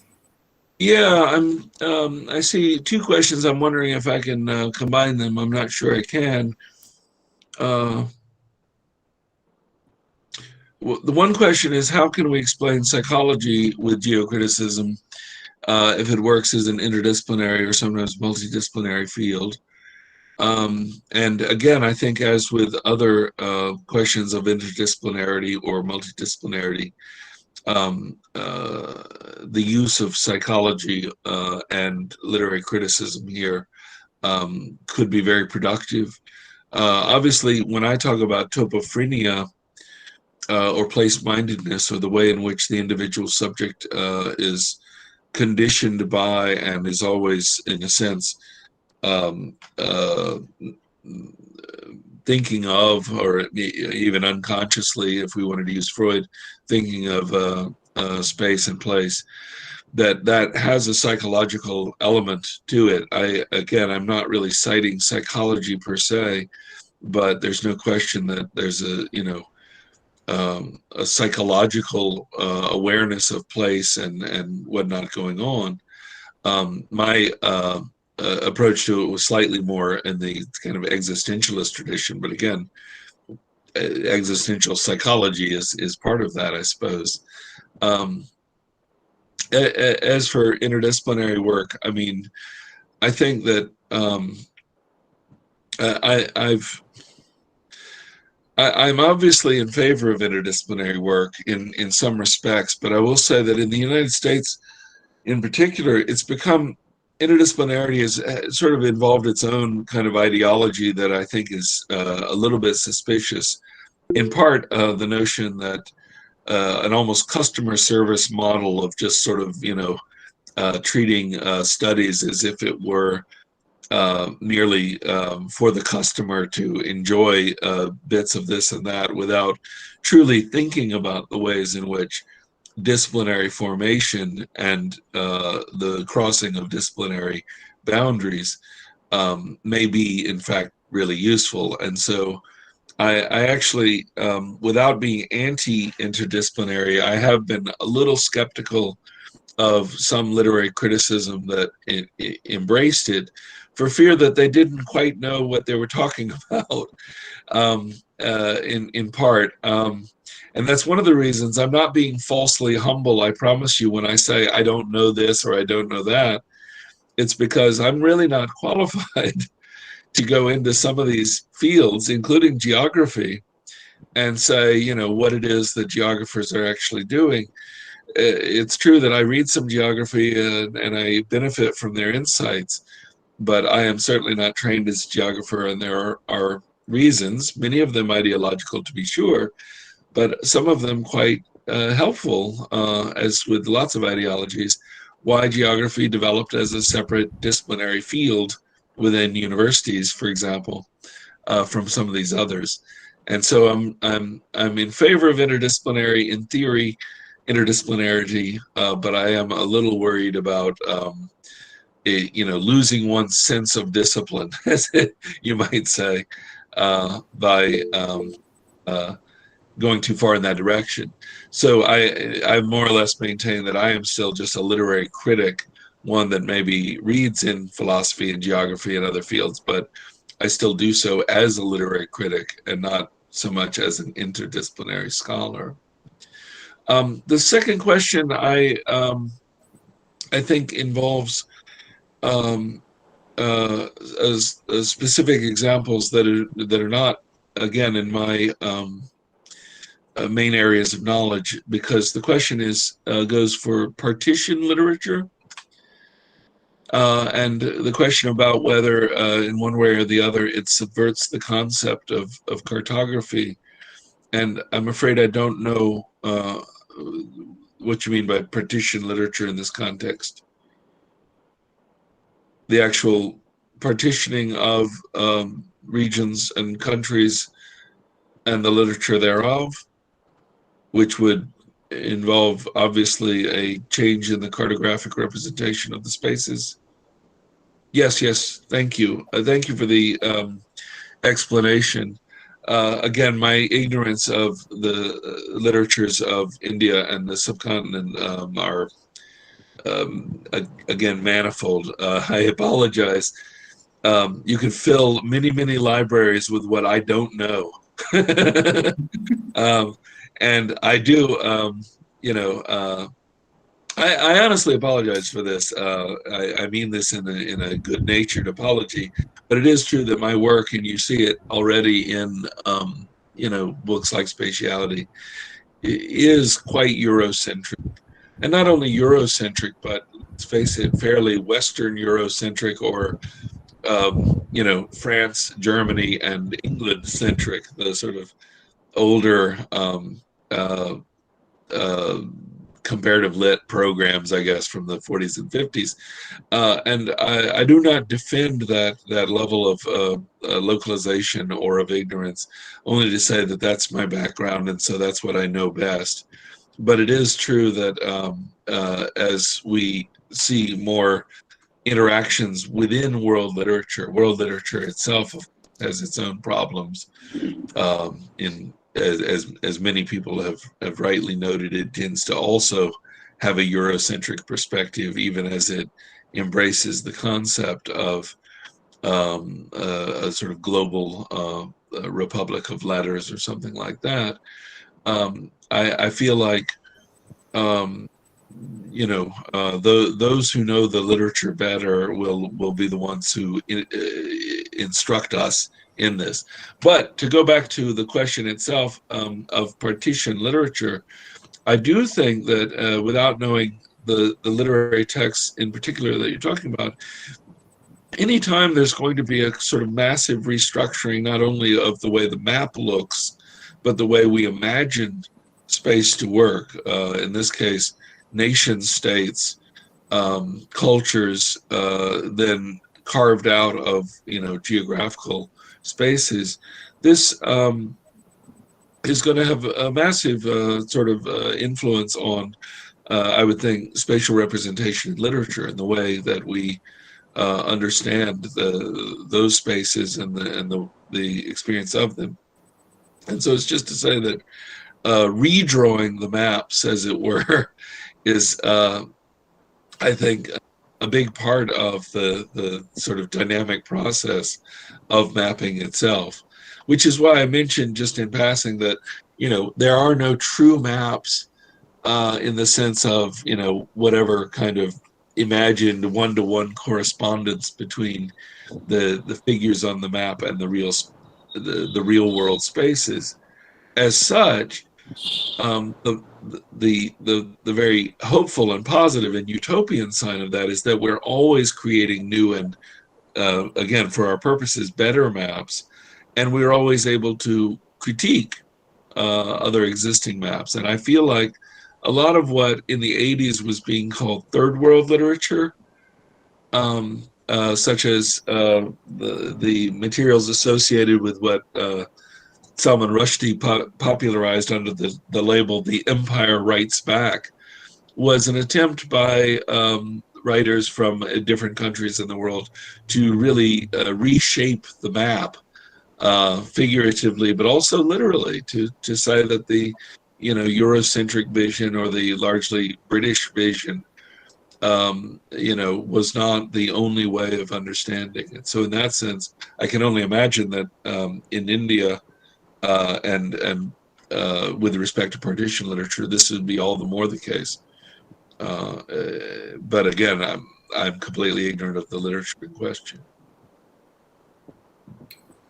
Thank you, sir. We may take one more questions and then we'll end the session. If there is any questions, you may ask, please. We may take one more question. Okay, I see one in the chat asking about Judith Butler's notion of precarity. Can this notion be linked to spatial literary studies, particularly dystopian literature? This is again a very interesting question, and I do think that Butler's idea of precarity, in particular, the way in which the 21st century seems so typified by a certain sense of the precarious, of the way in which uncertainties and even the what had earlier been perhaps more productive ambiguity with a great deal of anxiety, to the point that it is, to use that term from the question, somewhat dystopian. I think that this is true, and that this is something to be explored. In fact, a book that I'm working on right now will deal a little bit with dystopia, and it relates to this idea of anxiety and a sort of enhanced anxiety. I wasn't using the term precarity, but I think that the precarity relates to this. Informs the way then we view the spaces of the world and the way we represent them, as dystopian, as monstrous, as even apocalyptic. I wrote a little article a few years ago called "The End of the World as World System." One of the few articles where I did talk about film, by the way, but not from a film studies perspective. I just used apocalyptic films as examples. But the idea that, it has become now famous, Jameson, or some people cite Zizek, or others, the comment that it's easier to imagine the end of the world than the end of capitalism. And it seems that in films, at least, in pop culture in the United States, we have, I don't know, somebody did a count, but I think it was over 100 films in just the last 10 years that have involved either dystopia or the end of the world or some post-apocalyptic setting. And I think that does say something about the way in which our popular entertainments connect to our own anxieties, that dystopia seems so dominant in our pop culture. And so it's just to say that, yes, a spatial literary approach or a geocritical approach would, I think, want to take into account dystopia, which is, after all, itself a spatial term. I mean, dystopia means places that are bad, places that are functioning badly. And so there is a topos there to be evaluated. Okay, Shomadip, if you have any question, you can ask, sir. Shomadip. Oh, yes. Thank you, sir. So first of all, thank you for delivering such an encompassing, comprehensive, inclusive talk. And we are thoroughly enlightened and enriched. Thank you, sir. My question is that since the Ericksonian developmental theorists have repeatedly referred to the capacity of nomad kind of thought in children, and since these sorts of representations are replete in children's literature, so in this context, my question is what do you think that how can we trace nomad kind of thought in the light of spatiality, since this nomad thought time and again comes in the discourse of spatiality? So my question is that what could be your take on tracing nomad thought, as in the realm of children's literature? I mean, in which way a humanist scholar could proceed? Thank you so much. That's an excellent question, and again, my ignorance shines through that I do not have a background really in children's literature. The closest, of course, I have is that I've written on Tolkien, and therefore The Hobbit certainly is a classic British children's book. But I do think that the sort of nomad thought, the way in which what we might think of as hegemonic or at least, dominant discourses get challenged or redirected, undermined or subverted are the terms that we often use. But in many cases, it's more subtle than that. It's certainly not the overturning of a regime so much as the way in which a perspective chips away at aspects of its being that seemed natural, but we show how they're social or something like that. I think sometimes, and this is perhaps not the best analogy, but of Nietzsche in his book, The Twilight of the Idols, which he subtitled How to Philosophize with a Hammer. And he says then in the book that it would be a mistake to think of the hammer as smashing the idols, but rather as more of a tuning hammer that just lightly taps them to show how hollow they are.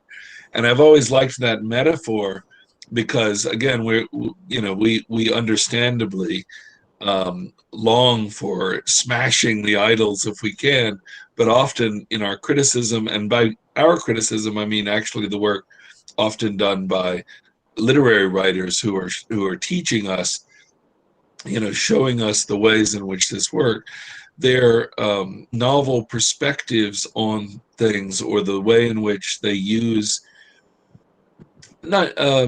realism works this way as well, but I was thinking fantasy is particularly good for this because in fantasy, that which is not real is taken as factual, and therefore the British fantasist China Miéville has put it this way, that fantasy is good for thinking with. And in that sense, a lot of children's literature, I think, enables us to see the world slightly askew, slightly differently, in which case it might, to mix my metaphors again, go back to showing us the hollowness of some of the things that we have either valued or taken to be insuperable and unchangeable. And by just showing us that slightly different perspective, it does come off as a kind of, again, to go back to Deleuze's term, kind of nomad thought that would then, in Deleuze's terminology, undermine the state philosophy of whatever it is that we're focusing on. But it's true that, yeah, I mean, if we want to put it in the idiom of geocriticism or spatial literary studies, I could say that that's another way of redrawing the maps or of reimagining the spaces for new maps to be redrawn. I hope that that's somewhat helpful. I feel like all of my answers are my admitting that I don't know the answer and then talking for 5 minutes. No, thank you. Okay, thank you very much, sir. We are blessed to have you among us. We are highly enlightened. You came, you conquered, and you own our heart. So I am personally inviting you, sir, to visit our country some other day if you have time. Then we have the physical meeting, if it is possible, after this situation, pandemic situation is over. So after all, sir, you are a good human being. So thank you very much again. And in our Indian way, I give you, sir, pranam. Thank you. Thank you. Thank you so much. And again, the honor is mine. Thank you for inviting me. And thank you to the many people who have stayed here late into the evening on Friday night to hear me talk. So thanks again. Okay. I appreciate it. And I hope that the rest of the conference goes really well. Thank you, sir. Thank you so much, sir. Thank you, sir. Thank you so much. Okay, my dear friends, now we are switching over to the technical session over 2. And this session will be chaired by Professor Joyjit Ghosh, Professor, Department of English, Vidyasagar University. Now, may I request, sir, to chair the session and please, sir, continue the session. Over to you, sir. Thank you. Okay, Showman. And of course, Shumit, for giving me this opportunity to chair this session. where I'm supposed to meet some fresh young intellectuals who are working, I believe, in this area or in allied areas. So, who would be? I believe that 7 speakers are present right now with me. If you could confirm, Shumit and of course Shoman. Sir, proceed with the first presenter. The first presenter is present, I think. Yeah, we hope. Shahin Reza. Yeah. Okay. So please make your presentation. But of course, since we're all hard pressed for time, I believe that please, give a presentation within 5 minutes. Okay. And first of all, you would listen to the presentations, and at the end of this session, you would have some time for some questions, interaction. Okay.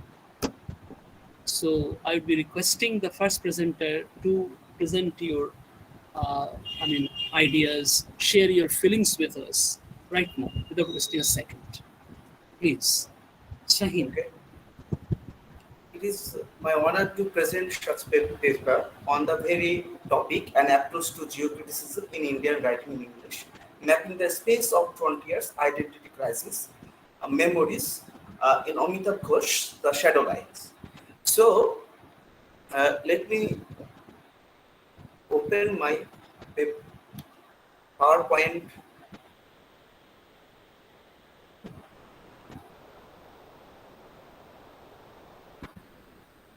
Okay. Sir, am I audible? Yeah, you're audible. Okay, sir. Yeah. So before going to talk about the mainstream of the thematical view, mainstream of theme, accordingly the shadow lines, I want to talk about the little bit concept of geocriticism. Geocriticism, the term geocriticism first applied by Bertrand Westphal in La Geocritique Real Fiction Space 2007 is a contemporary literary framework that maps the world with the combination of the real places and the imaginary space of fiction, and metaphorically incorporates the study of geographic space in literature within a certain temporality. Now, geocriticism has been a newly contemporary framework that come into the postmodern literary theory and cultural studies. In the pastiche of postmodernity, he relates geocriticism with theoretical concepts such as spatio-temporality, transgressivity and referentiality, but that focused not only the relation between the life and times of the author, the history of the text of the story, but also on spatial data such as post-colonial dislocations and belongingness, cartography, environmental studies, political history, urban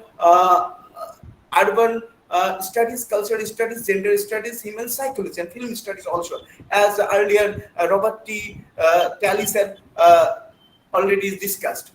Now, Robert Tallis said a US-based literary researcher has liked to call geocriticism as literary cartography. In brief review of Westphal's Geocriticism, Real and Fictional Spaces 2011, Robert Tallis says that the very quote, within quote, all writing partakes in a form of cartography, since even the most realistic map does not truly depict the space, but like literature figures it forth in a complex skein of imaginary relations. So now we can understand that it also finds an intellectual link between geography, history, culture, politics, and literature as an interdisciplinary approach to understanding and interpreting a literary text in relation to space and place and time.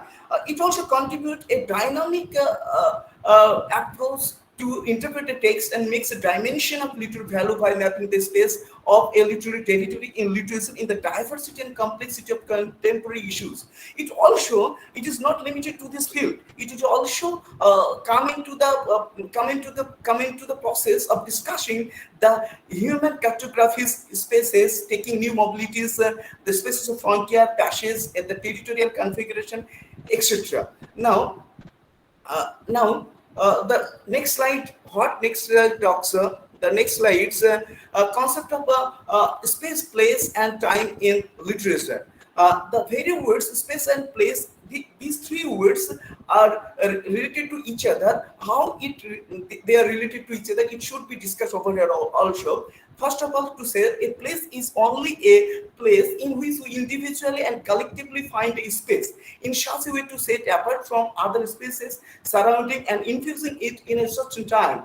On concerning the matter of devaluation of space and valuation of time, Michel Foucault says his honorable space an honorable quotation that it may be quoted: space was earlier treated as the dead, the fixed, and the undialectical, the immobile. The time, on the contrary, was richness, fecundity, life, dialectical.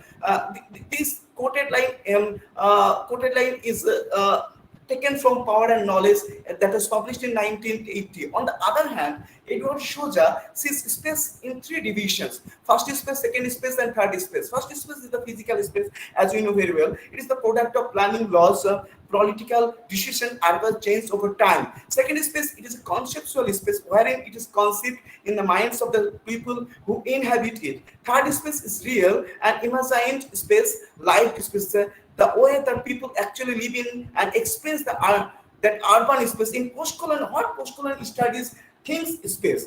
According to Homike Bhabha, he considers space an identity of hybridity and multiculturalism to break the Western constitutive myth of space as a homogenizing, unifying force authenticated by the original past, kept alive in national tradition of the people. So nowadays, what geocriticism is thinking about space, place and time in literature, apart from this, nowadays we understand space no longer as a stable or inert category, but rather a complex, heterogeneous practice. This concept of space allows literature to explore in the always problematic representation of space, in which the lines between fictional and real space are constantly crossed and recrossed. Herein, earlier said, Robert Kelly said, according to Westphal, has four elements: multifocalizations, polysensoriality, stratigraphic vision, intellectuality. That individually, each and every elements of this geocriticism helps us to interpret literature in relation to space, place, and time. So, what is the application of geocriticism in Indian writing English, and what is the possibility? We need to find out here. This is the slide. We'll be talking about this implementation of geocriticism in Indian writing English. India is diverse in nature for the living of various caste, creeds, cultures, religious and landscape, but keeps unity in all within diversity. In the same way, Indian writing in English has enormous areas to imbibe and represent the old legends and myths, the historically important incidents, the issues of partitions, the sensibilities of diaspora, the subalternity of Dalit, the oppression and empowerment of women under patriarchy, the rising and falling of politics, other socio-political and cultural issues through its literary studies. So geocriticism is the place, geocriticism has the place to interpret these things. And now let me talk about these things. Geocriticism is the contemporary theoretical foundation performs as an interdisciplinary which helps us to explore into any text providing the subject of diasporic cartography, identity crisis, border politics, and crossing cultural memories or other special turn in various problems of the postmodern world. Now, the themes of my topics, let be discussed. Should be discussed. What are the themes? Themes one by one. Next slide I am giving. Space of frontiers in the shadow lines. Now I am going to discuss about where is the significant space of frontier in the political geography, and how Amitabh Ghosh has been aestheticizing the political geography and the physical geography with human geography. This is the area need to be discussed. Literally, the space of frontiers indicates the territory of a country settles or inhabited regions, but metaphorically it associates national identity of a culture of a country, wherein a person tries to redefine his real and imaginary space in certain temporality and locates his own power, identity, culture, creeds, religion, taste of food, and like of clothes in difference to other countries. In Western and Eastern, frontiers or the borderlines trigger people of a country to be imperial power, but the postal state considers space to be free from borders, boundaries, sentiment of nationality. It is global and focuses on transmissibility to the wilderness in culture, beliefs, knowledge, learning, and thought.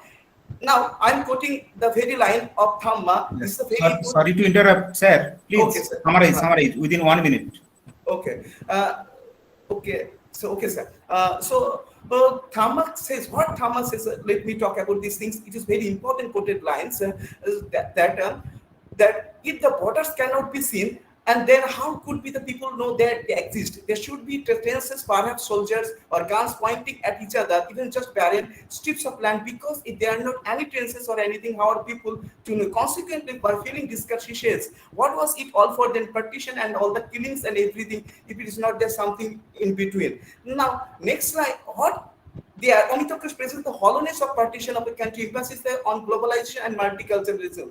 And here is the place of geocriticism to interpret these things, historical, political, and historical facts in a brief narrative, in the narrative of this novel, The Shadow Lines. Next slide. What next slide talks about? Space of identity crisis. In The Shadow Lines, according to Oxford Dictionary, identity crisis is a period of uncertainty, confusion in which a person's sense of identity.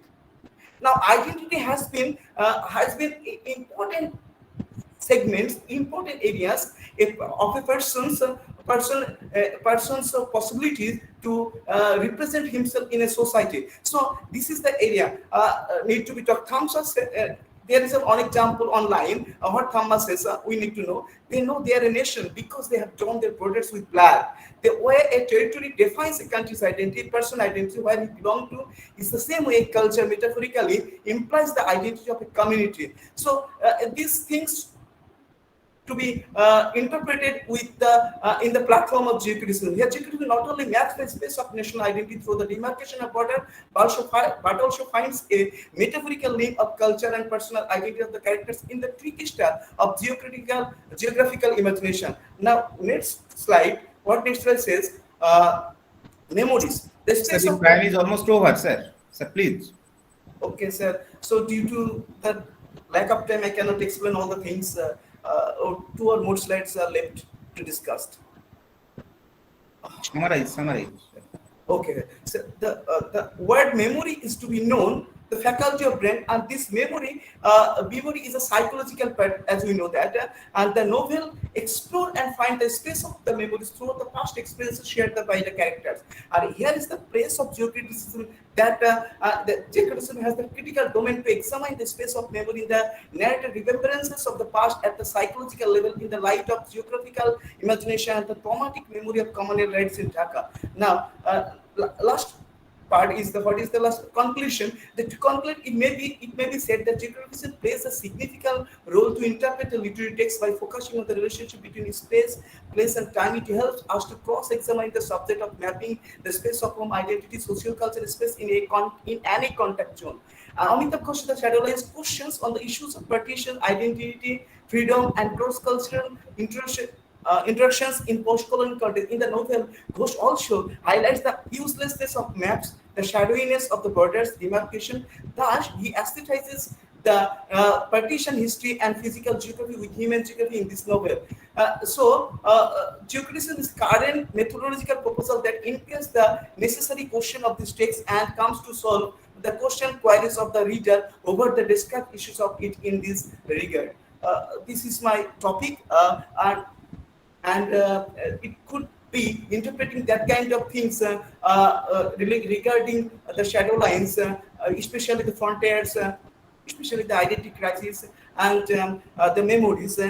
These 3 topics can be described in the platform of geocriticism as per my knowledge. Okay. So thank you. Thank you, Sahin. Thank you for your lucid presentation. But of course, for lack of time, we couldn't, of course, allow you to go at length. But we'd come to your paper at the end of the session. Now, who is the next presenter? Rahul Borua, Assistant Professor, Department of English, Government General Degree College, Jalalgarh. Okay. Rahul, please give your presentation. Thank you, sir. Sir, am I audible, sir? Yeah, you are audible. Thank you, sir. First of all, I would like to thank the organizers who provided me this opportunity to present this paper. The title of my paper is The Event of Becoming in Amitabh Ghosh IP's Philosophy.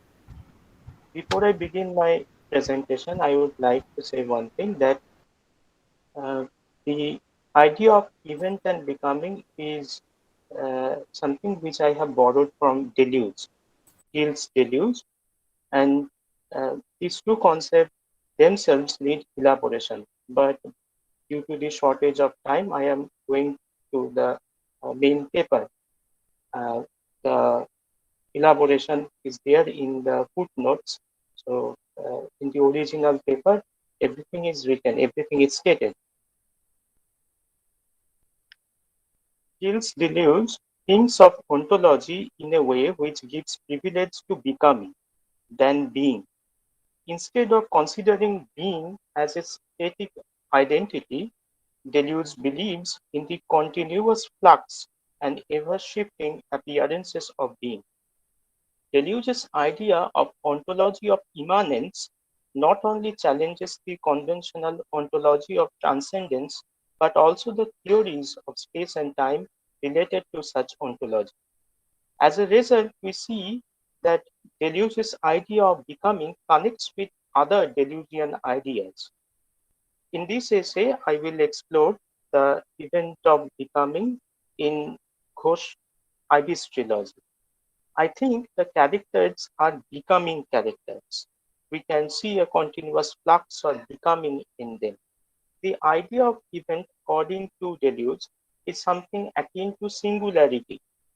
Even for Deleuze is an example of singularity. So it is not something which we find in the dictionary, in any dictionary, say Oxford Advanced Standard. The event of Deleuze's event is completely different from which we find in dictionaries. Even the idea of becoming also is stated in this way. In many of his works, Deleuze has elaborated his concept of becoming. In dialogues through a passage, Deleuze has outlined the event of becoming. It can be also considered as an example of conjunction. Nuptials are always against nature. The wasp and the orchid provide the example. The orchid seems to form a wasp image, but in fact, there is a wasp becoming of the orchid, an orchid becoming of the wasp. A double capture since what each becomes changes no less than that which it becomes. The wasp becomes part of the orchid's reproductive apparatus at the same time as the orchid becomes the sexual organ of the wasp. On and the same becoming a single block of becoming. So this is Deleuze's idea of becoming, which is stated in the book Dialogues. In A Thousand Plateaus, Deleuze has elaborated this idea while discussing territorialization, deterritorialization, and reterritorialization. The idea of becoming has a connection with the events of territorialization, deterritorialization, and reterritorialization. Deleuze has shown that the seed of deterritorialization is immanent in the concept of territory and territorialization. Deleuze and Guattari consider territory as a malleable site of passage. It is an assemblage which exists in such a process whereby it can continually pass into another assemblage.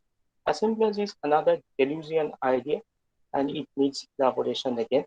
But again, I'm moving into my paper, the main paper why. The territory also maintains an internal organization. It refers to a mobile and shifting center that can be found at a particular point of space and time. The center is a vector as it can exist outside the assemblage or territory.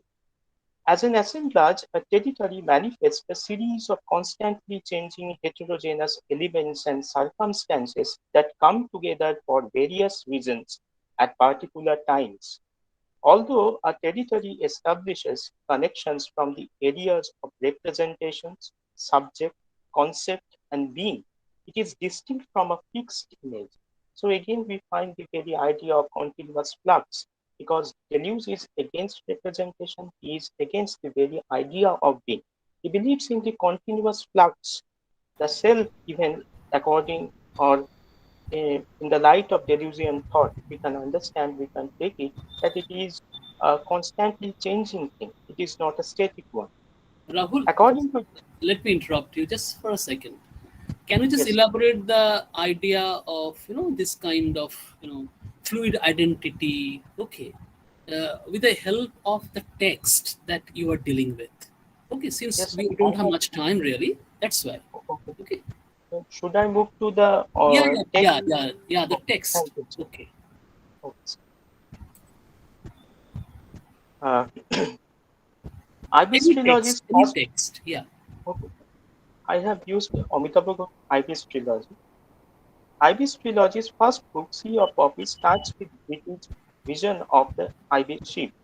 This incident can be considered as an event of virtuality. There is another idea of virtuality which I have skipped, sir. So in the novel, according to Deleuze, the event of virtuality can only be realized when it is actualized. In Diti's case, the event was actualized when Diti boarded the ship with Kalua as an indentured labor. Ghosh has deftly portrayed Diti's becoming in this trilogy. In Sea of Poppies, it is mentioned that she lived on the outskirts of the town Ghazipur, some 50 miles east of Benares. She was an ideal homemaker and her home meant everything to her. With the description of Diti's dwelling place, Ghosh from the very beginning has made it clear that it was poppy which controlled the lives of the poor villagers and peasants of Ghazipur. The poppy or poppy crop is the indicator of the space-time used in the novel. Ghosh has provided with the ample pictures of Diti's domestic space. One such picture of Diti's domestic space is worth mentioning for the discussion. Diti had to take care of all the household chores, and her only helping hand was her daughter Kabutri. Kabutri used to sweep the poppy petals into heap. Diti prepared the fire and the heavy iron tower, and in this way they prepared poppy petal wrappers. I am not going into the details, uh, but this is not the only information which we can gather from the description. In other two novels of the trilogy, we can gather different kind of information regarding Diti. Diti hailed from a Rajput family and had a good training in painting. To cope up with the financial problem, she had to follow the tactic of preparing poppy petals. The territory of Ghazipur was completely new for Diti with different obstacles and hazards.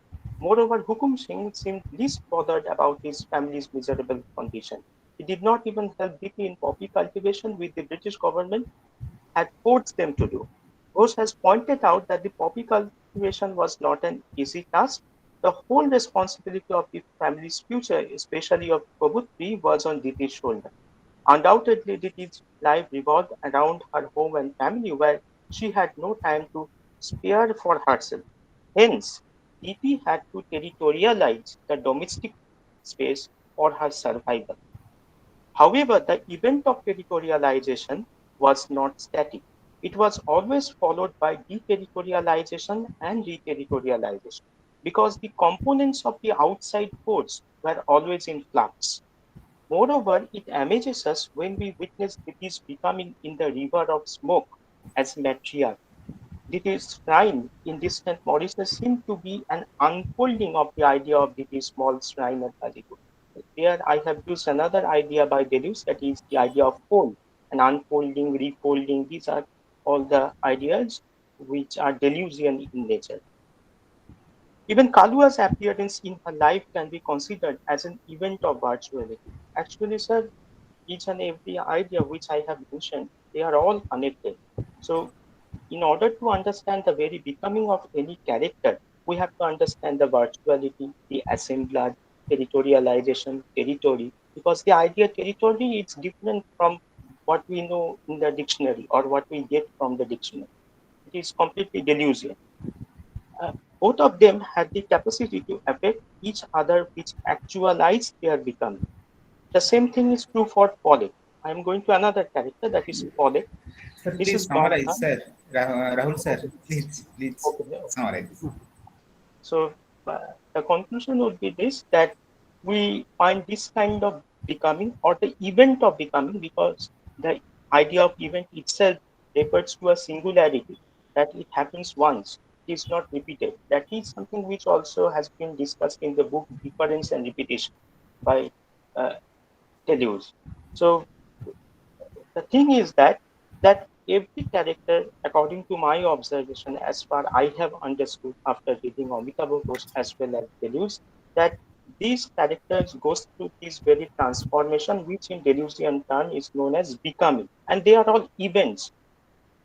And not only this, uh, they there is the event of virtuality, that there are different possibilities, and when one of them actualizes, we understand that something has happened, that the becoming has taken place, and that is something which is actualized through the very events of territorialization, deterritorialization, and reterritorialization. It goes on and on. It is a never-ending process. So this is something which happens throughout the novel in different characters, in case of different characters. Another important thing is that the territorializing agent, for me, it is opium. The very change it brings to the body. The body itself is a territory according to Deleuze. Like just like the idea that self is also a territory, then body is also a territory. That kind of becoming happens in case of uh, Babu Nabokishan. That kind of becoming happens in case of Afat, who Afat was an drug addict, that is opium addict, and he had gone through different kind of changes. That is in Delusian time what we know as become. So this is something which I have explored. Or thank you, Okay. sir. This is Thank you, Rahul, for your absolutely critically engaging paper. Of course, I would come back to it. Okay, if time permits at the end of the session. The idea that you are elaborating all through, that is how territory contributes to the idea of becoming. Okay, right, but of course, and also the idea of yeah, event. yeah. But while I was listening to your presentation, that question just clicked to me whether this event of becoming, is it epiphanic in nature or not? Okay, Mm, of course, yeah. Uh, I mean, if no, it's sir. possible, Okay, okay, okay, we'll come back to it. Okay, okay, okay, sir. thank you. Okay. Now the next presenter is Soumodip Chakraborty, Doctorate Research Scholar, Department of English, Bankura University, and faculty member, Department of English, Raja N.L. Khan Women's College, Autonomous. Shomodi. Please start your presentation without wasting a second. Soumodip, try to maintain the time scheme. Definitely, sir. Thank you, sir. Paying tribute to the organizers, the dignitaries, and the person in chair for this session, I'd like to straight away move to my paper that is entitled as "Belonging and Beyond: Sense of Place in Ruskin Bond's Vagrants in the Valley." Regarding the overall representational strategies in children's literature, John Locke opines that children's book must aim at combining the useful and the pleasing. Thus, it must look forward to instructing and delighting the readers at the same time. This is what Locke mentions in an essay concerning human understanding. Vagrants in the Valley echoes Locke's idea since it instructs through intersections and delights through dynamism. A sequel to Bond's first novel, The Room on the Roof, this one, Vagrants in the Valley, begins with Rusty and Kishan. These are the two characters, young characters, returning from Hardwar to Dera. I'm not going into the detail of how they have come here. And having no place to reside, they start wandering in search of shelter. They start strolling down the meadow. The novel takes us through a saga of adventures of the duo. Meanwhile, Kishan happens to meet one of their old family friends, and they take Kishan to their home. But Rusty continues wandering, and his love for this bohemian life also continues to assemble and to expand ideas relating to space and subjectivity. In the course of his vagrant wandering, he meets his father's friend, old Pettigrew. His aunt, Miss Mackenzie, receives from her a copy of the rarest first edition of Lewis Carroll's Alice in Wonderland that his father had kept for him. Now, taking the book as his father's bliss, Rusty sets out to explore new chapters of his life, and the novel ends. Rusty is setting out for England for better prospect in life. Throughout the text, Rusty continues to move from one place to another. So this is what we call postmodernist hypermobility. And in the context of this hypermobility of Rusty, makes the process of signification since childhood, as described by the Ericksonian developmental psychologists, that childhood is actually a process of signification. And the process of signification is actually a process of belonging, precisely. So Rusty makes the process of signification more complex and dynamic. It pushes the process through deconfiguring the pre-existing notions of inside, outside, limits, zones, openness, unevenness, nourished by the humanist binaries and the reformulations of all these at the same time. This is what Felix Guattari and Gilles Deleuze call de or re-territorialization that results in procuring, quote unquote, a nomad space in the subject. Now, de or re-territorialization takes the subject through, quote unquote, a flow of friction, which is very key, a phrase, a flow of friction, and taints him or her to get affiliated to a dynamic sense of place and belonging.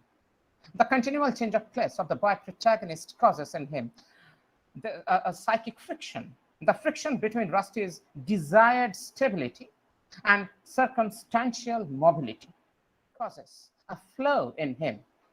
It generates a desire that pulls him towards the mechanism of territory making. But with his continual changing of place, the humanist binaries get assembled and results in procuring in him an ever-shifting, fluid psychosocial drive that inclines to stay out of the humanist binary. The fluid sense of place and identity and belonging evoked through Rusty's vagrancy reminds us of the Hungarian philosopher and literary critic George Lukács. And in his book, The Theory of the Novel, Lukács uses the phrase transcendental homelessness, which is very interesting, and argues that it is a homeless state that helps the subject to procure dynamism to transcend the sense of outsideness.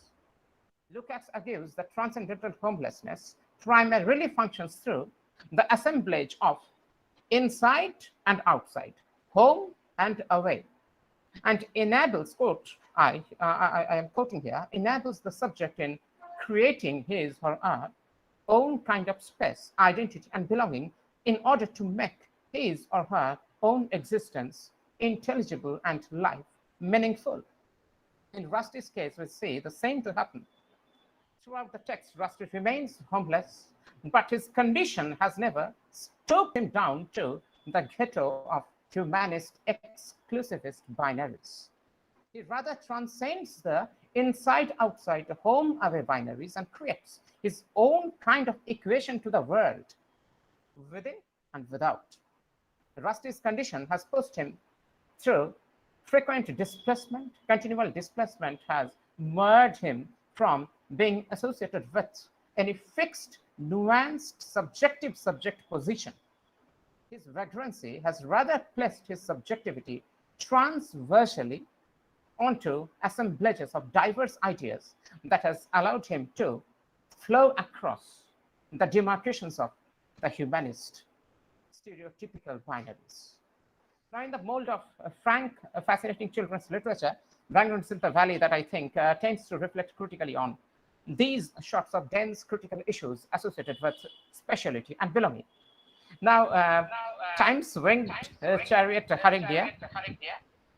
That is the reason why I am keeping the other humanist geographers like Edward Well, like Waifutuan, like Bertrand Westphal away from the track of time.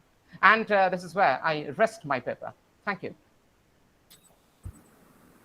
Thank you, Shomodeep, for abiding with the time and, of course, presenting a wonderful paper. course, I would come back to it at the end of the session. And while I was listening to your presentation again, that very word assemblage again, came up, and again reminding me of the presentation of Rahul, assemblage of different ideas. Yeah, of course, we'll come back to it. Thank you. We keep on discussing the same kind of thing, It's Rahul and very me. good. Yeah, it's very good. And now I believe it is Shakshi Dogra who will be presenting the paper. Shumit? Yes, sir. Yes, sir. Okay. So Shakshi, please start your presentation. I'll try to keep it as brief as possible within the 5 Okay, please. time limit. Please feel free to object if I have exceeded it. Am I audible? Yes, yeah, you are perfectly audible. Thank you. My paper is titled Felt Spaces and Effective Subjectivity in Chetan Bhagat's Fiction. The unfathomable popularity of Chetan Bhagat's books has been a prolonged issue of debate. On one hand, Bhagat's fictional works have been unconditionally dismissed for their alleged lack of literary merit. They have been written off as generic, commercial, and thus undeserving of intellectual attention. On the other hand, Bhagat's work has caught the notice of some scholars in varied ways. For example, Aisha Iqbal Vishwamohan, making an attempt to categorize, argues that Chetan Bhagat's books are an instance of ladlit. They abound in male bonding, guy talk, and some adrenaline-rushing action. Similarly, it has been suggested that Bhagat's 5 Point is not only an instance of Indian campus novel, but it has also brought the genre into the popular literary scene. More recently, Liam Connell has read Bhagat's One Night at the Call Center as part of the new Indian genre of call center literature. In addition to using such genre-centered approaches, scholars have also looked at Bhagat's work as a marker of a clear break from the Indian writing in English of the 1980s and 90s. Considering the overarching effect and affect of Bhagat's writing, scholars such as Manisha Basu have even suggested that Chetan Bhagat's fiction is when located in a new relational field that blurs the easy distinction between popular and national forms. Here, scholars argue, Bhagat's fiction reveal a marked departure from the thematic concerns and linguistic fashioning of Indian writing in English, which in the fiction of 1980s and 90s was dominated by the attitude of disappointment and dissatisfaction. This effect reflected the mood of disillusionment within India that had failed to live up to its promise of unity and equality. Nandini Goptu attributes this change in attitude to the economic reforms in the 1990s when, and I quote, a language of dreams and aspirations soon began to be articulated by state, public media, and the private sector. The articulation of a nationalist fantasy of ascendant India had far-reaching implications for the subjectivity and sensibility of the Indian middle class. It ushered a consequent movement towards an attitude of aspiration and ambition, enterprise and entrepreneurism, which stood in stark contrast to the pre-liberalization sentiment of skepticism, of lacking in ambition, being risk-averse. The fanfare around M.H. Dhoni, Indian skipper hailing from the town of Ranchi, argues Goptu, can be seen as part of this imaginary of the enterprising urban youth. An icon of youthful dynamism, he was associated with an advertising campaign organized by Pepsi called Youngistan, meaning land or country of the young. Sangeeta Gopal, in her essay Coming to the Multiplex Near You, Indian Fiction in English and New Bollywood Cinema, details how Bhagat is actively engaged in building a world peopled by the young and the young at heart, whose spatio-temporal coordinates can accommodate this free play of enterprise and aspiration. She continues to argue that young India needs to be understood as not just a demographic, but instead as a space, analogous to that of Dickens' London and R. K. Narayanan's Malgudi. An ecology revolving around certain imperatives such as, and I quote, self-actualization, fiscal well-being, romantic love, etc. These imperatives connect the chronotopes that are inhabited by young India, IITs, call centers, private universities. Taking this provocation forward, I unravel how the spatio-temporal coordinates that Bhagat's fiction bring to the fore underscore the constitution of a new affective subjectivity that's rooted in futurity. The very prologue, for instance, of the One Night at the Call Center situates Chetan Bhagat as a writer who takes up issues and concerns that are relevant to the youth of the country. The prologue narrates a brief encounter between Bhagat and a woman wherein the latter critiques his first novel to say that it hardly represents the Indian youth. She goes on to say that if you want to write about the youth, shouldn't you talk about young people who really face challenges?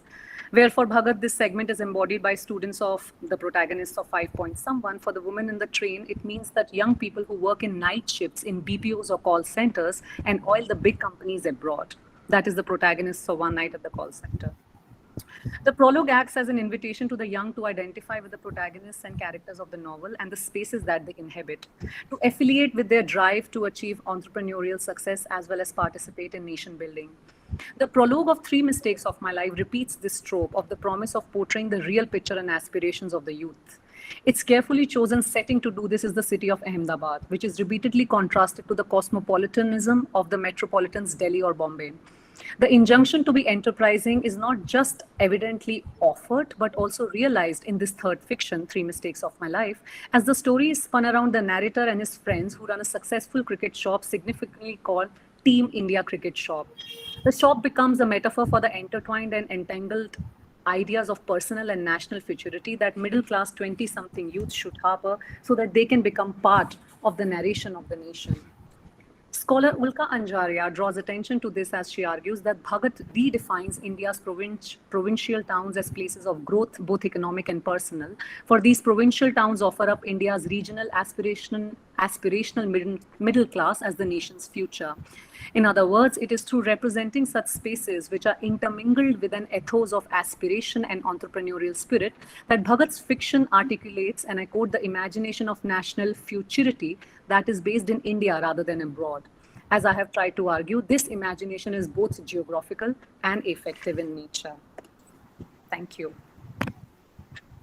Thank you very much, Ms. Sakshi, for a very interesting paper. And as you were trying to apply different strands of criticism, the point is, when I was listening to your paper, I was reminded of the honors days, history of literature in English, where particularly, that age, 18th century came to my mind. The clubs and the coffee houses, the chocolate houses, how they became the foci of the civilization. So here, in this case, of course, the call centers, how they become the face. Okay, an interesting site. Okay, so a very interesting paper. Again, I would come back to a paper in the session. And without wasting a second, Shomit, is any other presenter ready right now? Yes, yes, sir. Any other presenter? Yeah. Yes. Next one is Jahira Hussain, Assistant Professor and Head, Department of English, Surendranath College, Kolkata. Okay. Thank you so much. With due respect, yes, sir. Yeah, Jahira, please make a presentation. Yes, sir. Thank you so much. With due respect to the chair and the organizers, first of all, just I want to apologize that I have not been keeping well since past 3 days. So if I may falter, please bear with me. I'm actually down with fever, so I will read out my paper. Yeah. Okay. So thank you so much. And as the title of my paper goes, am I audible properly? Yeah, you're audible perfectly. Okay, sir. Okay, sir. So the title of my paper goes, Contestations of the Identity of Self and Locale, a study of belongingness and dislocation in Mitra Fukon's novel, The Collector's Wife. So in my paper, at the very outset, I would just want to say that in my paper, I have tried to look at the cartographic reorientations after the partition of India, and I have taken into consideration the trope of migration and how the town of, how the geographical space of Assam, certain spaces of Assam, how the this is being reflected in the novel by Mitra Fukon. So with a specific attention to the text. So I would just want to proceed with the paper. With the changing ideologies and the post-colonial context, the significations of spatial boundary have become porous, and thus the separatist connotations of geographical boundaries seem to be effacing perpetually. The cartographic changes in a post-colonial sub-nationalist context have caused human violence in many places, and that in turn questions the alterations of the geographical locale and the spatial significations of identity.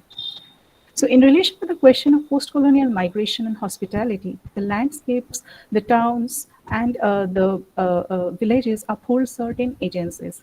As pointed out by Adam Barrows in his book Time, Literature, and Cartography, after the spatial turn, the chronometric imaginary deliberates on the relationship between the temporal and cartographic changes, and I quote here, any lasting spatial relationship is made up of and dependent upon a series of constitutive temporal processes, just as the ability for those temporal processes to occur in the first place depends upon the structural stability of the spatial configuration that enables them. And I unquote.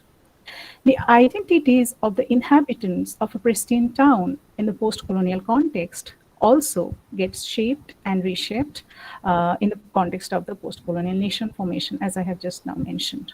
Keeping these perspectives in view, I have tried to study the geographical location of the fictional town of Parbatpuri in Mitra Fukon's novel, The Collector's Wife, and the nuances of spatial identity. So this town that the novel is trying to focus on is absolutely a fictional location, a fictional geographical location, and the question of identity in the context of the novel becomes very much nuanced as the human characters as well as the geographical location equally experiences change and reconfigurations in the context of cartographic reorientations in post-colonial subnationalistic contexts. The question of spatial connotation also becomes significant in relation to the phenomenon of migration or refugees in post-partition India. The plotline is woven around the pretext of the conflicting socio-political situation in Assam during the 1970s and the 1980s. The town and the hill, if we come to the town and if we look at the two spaces, the town of Parbatpuri, that is the fictional town of Parbatpuri, and the hills that is surrounding the town, and also there is another major character. If we have to look at the novel to the perspective of the novel, the Red River, if we study these three characters, one human and two absolutely fictional characters, we realize that the human experiences in the novel, the experience of the protagonist in the novel, is in continuous negotiation with the landscape, with the geographical location, and with the continuous configuration and the continuous experiences of how all the individual inhabitants of the town and the other landscapes, how they are negotiating with the influx of migrant refugees to the town, how the landscape is also dealing with such negotiations. So the town and the hills of Parbatpuri in Mitra Fukon's narrative has definitely a discernible presence, and it exhibits the changes and violence unleashed by the conflicts and insurgency movements.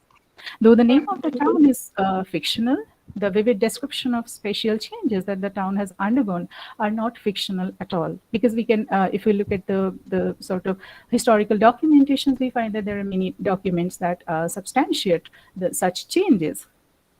And the fictional town of Parbatpuri is actually located in the post-colonial Assam that I have mentioned, rife with violent uprisings at the context of the post-colonial nation states. This representation of the town of Parbatpuri allows us to analyze the geographical space according to the propositions of Lusa Raimondi, and I quote, "The geographical study of a given place takes into account its multiple and contrasting representations, that is both literary and non-literary ones, altogether acting the referential world as major components in the production of social space." The analytical prism of spatial connotation reveals the town of Parbatpuri to be the oldest character in the novel that has experienced violence both temporally and metaphorically. So the experience of violence is as vivid and as tangible for the town as it is for all the human characters in the novel. In the novel, the vivid descriptions of the change of the town and the surrounding hills, the jungle, and the landscapes run parallel to the conflicting narratives of the protagonist. This simultaneous projection of the deconstruction of the human and the geographical location upholds the town and the hill as active agents, participating in a latent communication with the anthropocentric agents of change. Even the Red River that I have just mentioned a couple of seconds back, even the Red River, which is a constant presence in the novel and at which the protagonist gazes for long hours, is a reminder of the death resulting from the violent uprisings in the town. And there are certain quotations to substantiate the claim from the text. And this is, I quote, "There were also reports of human corpses floating down the river. This year, 2 of them had bullets lodged in their chests." And I unquote. So every nook and cranny of the mountain that is replete with the evidence of violence that haunts the human characters in the novel. This sort of representation affords the possibility of breaking the anthropocentric divides of the land and that of the agents of its ownership. Again, I would want to just refer to what Robert Talley Jr. Has mentioned in this context, and I quote, the geographical emphasis on space, place, and mapping correlates strongly to the conviction among spatially oriented critics that space is of the utmost social importance. And I unquote. So the sort of fluidity of communication that Mitra Fukan has exhibited in her novel is not exactly permeated in the manner of magic realistic manner, but the communication that is shown between the human agents and the non-human agents are definitely presented in a very convincing manner. So just to refer to some of the sections and some of the descriptions of the hill, I would again just want to quote from the text. The wounded hillside, again, the reference to the hillside is the wounded hillside with the connotations of physical wound. The wounded hillside was, however, as green and leafy as when the quail had called to its unresponsive mate during the spring. Indeed, the foliage around them had acquired a deeper, more lustrous shade of green in spite of the scorching heat. It was aglow in patches of golden luminous color. The golden laburnum, with its bunches of bright yellow blooms, was in flower. But this pristine beauty is being put in an absolute contrasting situation in the present day conflicting city, where we have the presentation of the city in the following manner, and I quote again: people stopped outside, going outdoors during the day. The streets of Parbatpuri, even MG Road, were almost deserted at noon. Since the unrest continued unabated, people were still wary of going out at night. It was only during the early evenings that Parbatpuri showed some signs of life. People rushed around doing their shopping or hurriedly exchanged a few words with friends and acquaintances. Madam, sorry to interrupt. Just take 1 minute. Yeah. To say all this. Okay, to meet on the road. So, and I conclude. So this is what I have tried to present here is that the character, the human characters, the human agents, as we have been discussing regarding the territoriality and territoriality, the city of Parbatpuri, the fictional location of Parbatpuri in Mitra Fukan's presentation and her narrative space, it becomes a more of a human character, and it becomes more of a human agent. So if we focus on the concept of agency, all the characters, all the trope of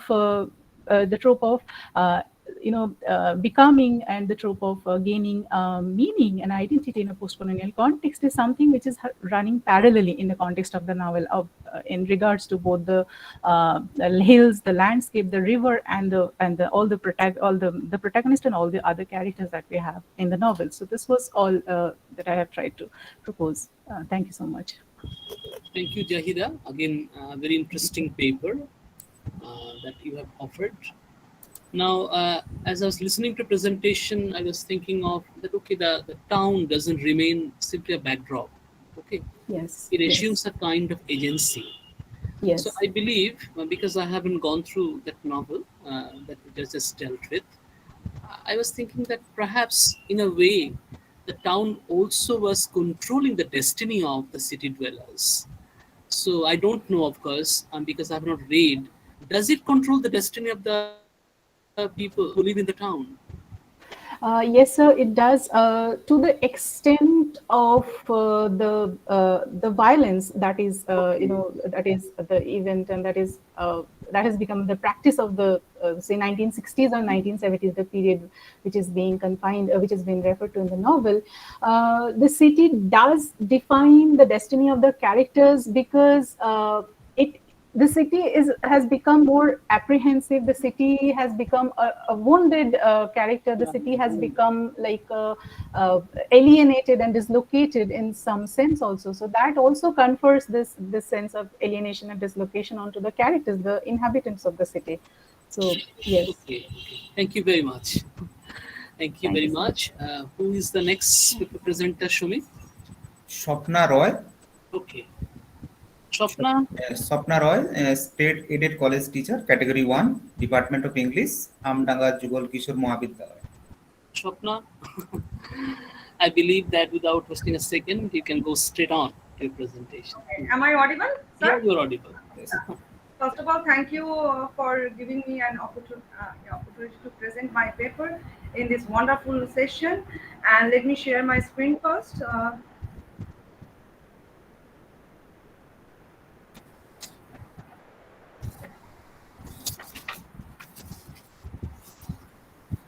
Sir, is it visible? Yeah, it's visible. Yes. Yeah.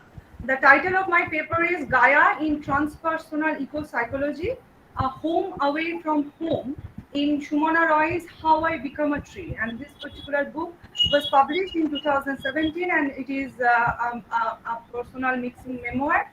And in this particular book, Madam Shumona Roy has drawn several references from history, biology, and geography, and other references as well. But what, as a reader, prompts me is the understanding of her understanding of nature in such a way where she creates a home away from her quote unquote home.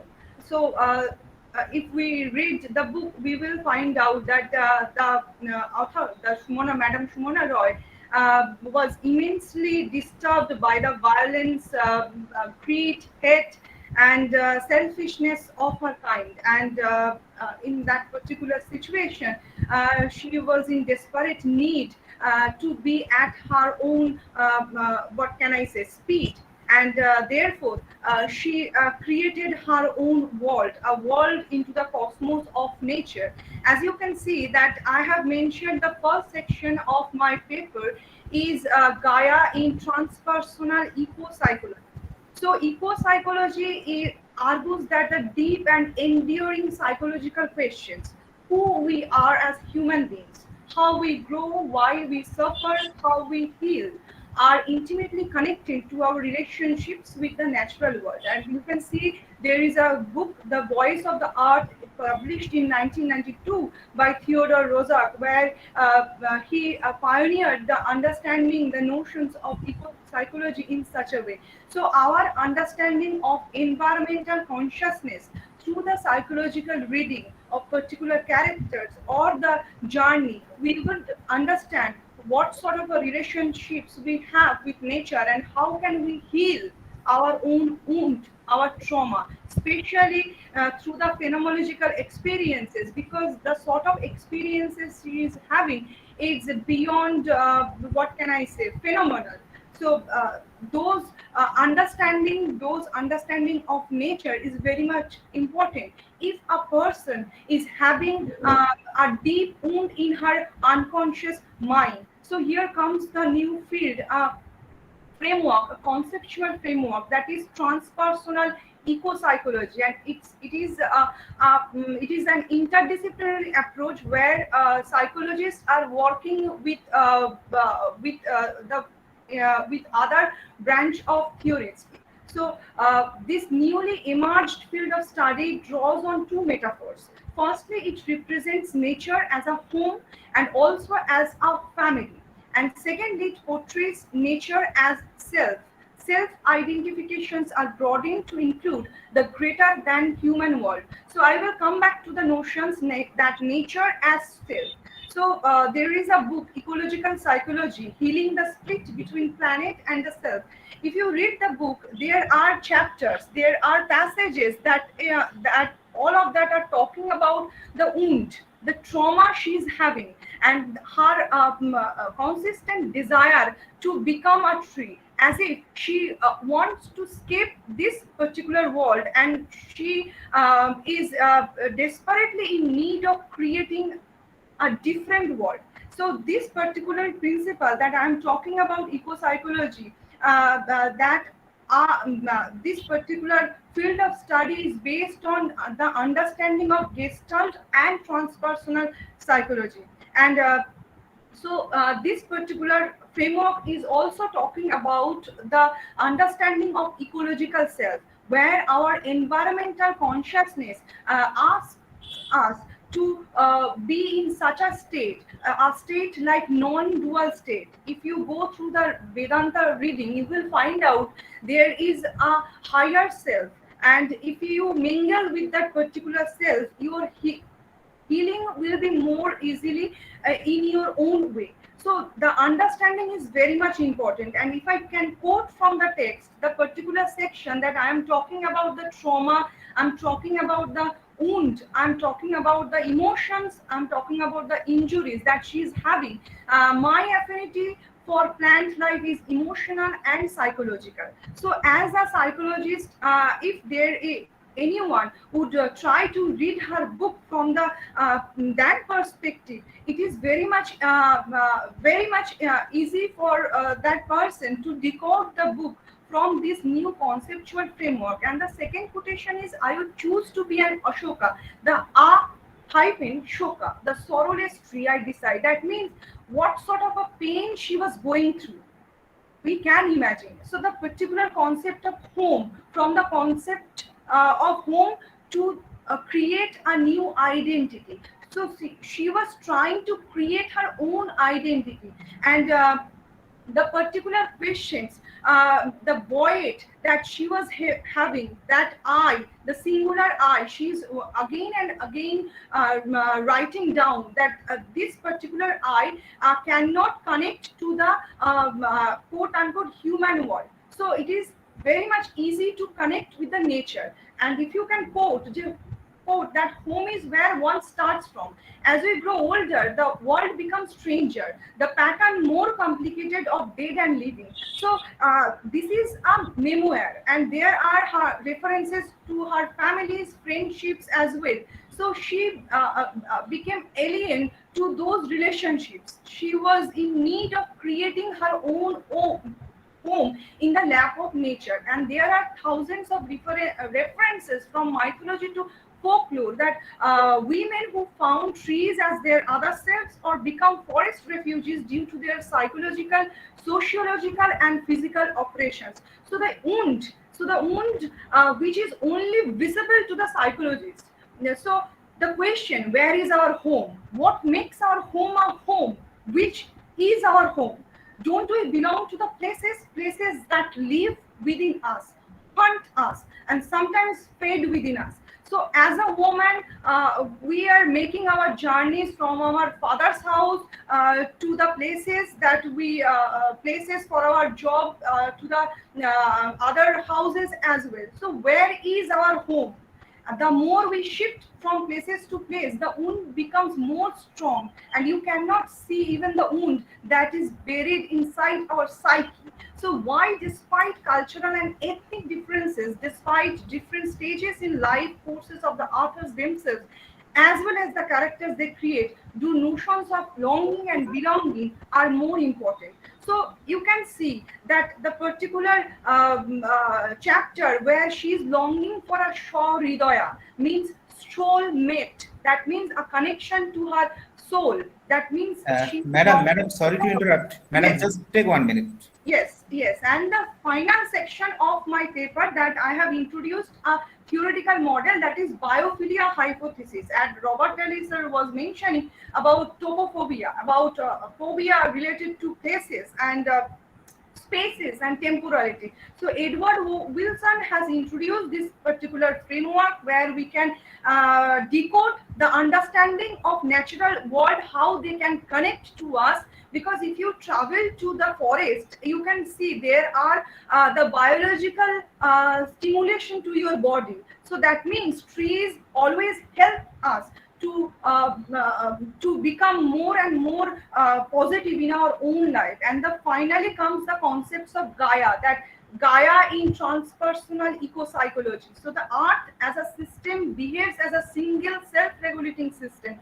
That means the mother nature is always working with Subarnarekha, helping her to heal her own trauma. And there are thousands of references of Carl Jung's understanding of transpersonal psychology, because there are references of anima. And those particular references to psyche, nature, you can read throughout the understanding of Edward Wilson's hypothesis, that is biophilia hypothesis. So that's all for today's presentation. What I just talked about that Gaia in transpersonal ecopsychology, and this is a new field, and it is an interdisciplinary approach. So thank you. Thank you, Shapna. Again, a theoretically grounded paper, and of course, a critical analysis of the text that is offered in your presentation. And obviously, as I was listening to your paper, I was thinking of the different tenets of ecofeminism, which of course were working at the back of your interpretation, particularly as you referred to Gaia. Yes. Okay. And the very idea, the concept of Shahridaya, again, very interesting, soulmate. Yes. So I will, of course, again, thank you. Okay. Thank you so much, sir. Okay. Now, Shumit, over to Next you. presenter is Sabyasachi Patro, State Aided College Teacher, Category 1, Department of English, Devra Thana, SKS Mahavidyalaya. Okay, Sabyasachi, I would ask you, request you to give a presentation at once. Thank you, sir, for your kind introduction. First of all, I want to convey my heartfelt gratitude to the organizing secretary and convener, Dr. Samit Kumar Maiti, and joint convener, Mr. Soumen Jana, for giving me the opportunity to present my paper in this two-day international seminar. Sabyasachi, proceed without formalities. Yes. The title of my paper is Locating Place, Space and Identity, a reading of Mamangdai's select works. So before beginning my paper, I want to quote from Eastern Iralu's essay, seminal essay, Should Writers Stay in Prison? Here I quote, "Every man is a story, every nation is a bristling galaxy of stories. To be able to share one story, shouldn't there be a basic human right? Where there is denial of the freedom to tell our stories, invisible prisons are created. Invisible prisons are more poisonous, more effective than visible prisons. The denial of the right to tell our stories violates our humanity.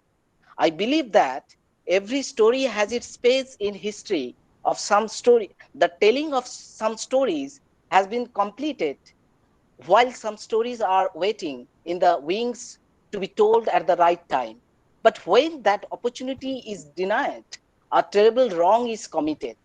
Every nation must be given the right to tell its stories in its own patterns and by the proper storytellers. The telling of a story is not only an artistic action, it is a spiritual exercise that is an integral part of the healing of a people's psychological wounds.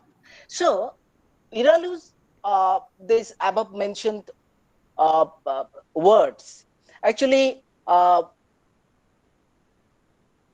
testifies, on the one hand, the very marginal location of her writings, and on the other hand, it points out the urgency to get release from the trauma of being at the margins.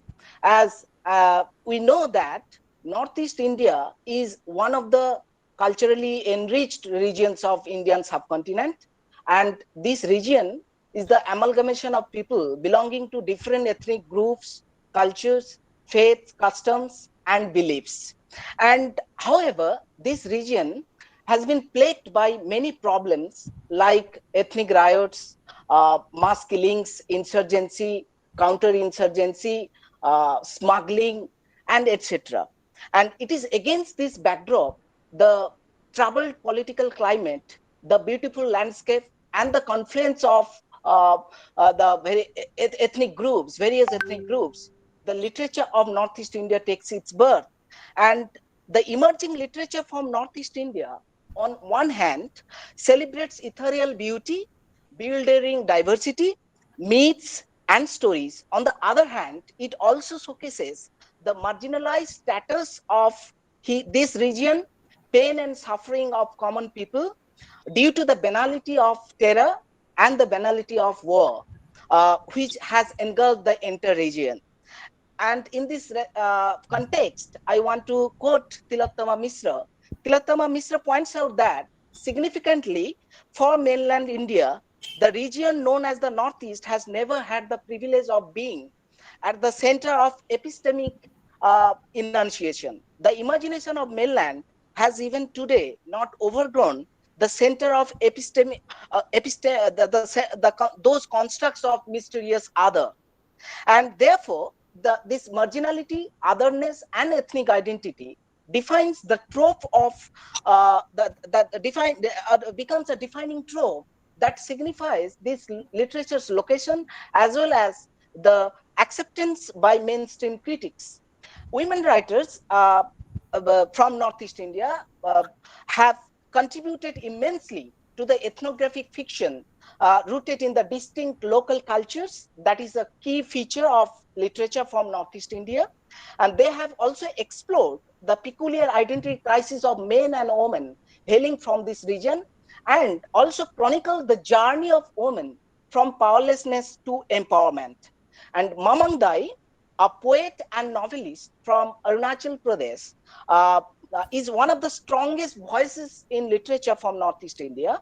Through the stories, Dai tries to give voices to the peripheral people who are marginalized. Women's space and identity becomes a significant area in the writings of Mamang Dai. Dai, in her works, historicizes the cultural context of the land and people and attempts to give them a voice which would transcend boundaries. And this paper, this paper aims to foreground the fact that how women from this particular region are oppressed in their society, and also in their society and family, as well as the outside of their region. And this paper discusses or analyzes the Mamang Dai's two important novels, The Legends of Pensham, published in 2006, and Stupid Cupid, published in 2009. So I directly go to the textual analysis of this particular of the two novels. Yes, in The Legends of Pensham, Mamang Dai, The Legends of Pensham is an intricate web of stories that explore the hidden facts of life and is a delightful portrayal of myth, history, beliefs, and customs of the Adis community, a particular community from Arunachal Pradesh, literally called the Hill people. And it has indeed a wide range of themes, ranging from the superstitious structure, human and the spirit world, tradition and modernity, memory and reality, and the essence of orality. Through these stories, Dai tries to give the voices to the peripheral people who are often marginalized. In The Legends of Pensham, what is important that Dai presents to her readers the culture, values, and belief systems of the Adis, one of the major tribes of Arunachal Pradesh. And Hoxo, a major character in this story, tells Mona, who is a proprietor of a glossy magazine, who visits the hills of Arunachal Pradesh in order to collect stories for her magazine, the story of a widow, named Omam, how the village people turned a blind eye to her post-widowhood dilemmas. Hoxo also reveals that in most tribal societies, women are responsible for any kind of misfortune that befalls on the family or house. Hoxo tells the story of another widow called Pinayar, who is abandoned by her husband. But instead of availing justice to her, Pinayar is blamed for her misfortune. She is forced to marry another man called Lekon, who also unfortunately gets killed in a hunting accident. And later, her house catches fire, and even then, she is one who is blamed and banished from the village by the decision makers and to the outskirts of the village. In such a society, the marginalized women remain voiceless without any agency. So Pinayar expresses her plight in the words I quote from this particular text: "It seems my destiny is caste. And now I go to the I shift to the another novel, Stupid Cupid, where Dai represents another type of tribal Northeast woman in her fiction, women who are more independent and do not like to follow the structure of prescribed society, structure prescribed by society. And migration to the cities is an more independent, to the cities is an empowering factor to these. Sabbasaji, Yes. you have just Yes. crossed the limit. Just Okay. time is over. 1 minute, just sum it up. Okay. Okay. So Within 1 minute. what is important that Mamangdai's fictions allow us to contrasting images of women, village women and city women. And city women are assertive, very progressive, whereas village women are simple and submissive.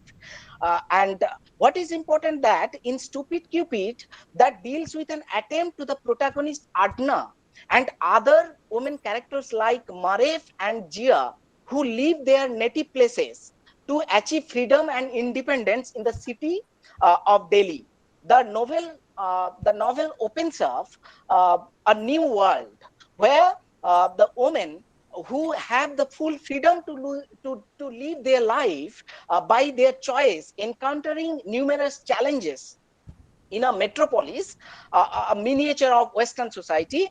This again brings home the fact that outside patriarchal domination, the woman may face a new types of threats and challenges. So, thus, through these women characters, Mamang Dai here voices out the unique experiences of Northeastern women who are discriminated, exploited, and treated as foreigners in their own country.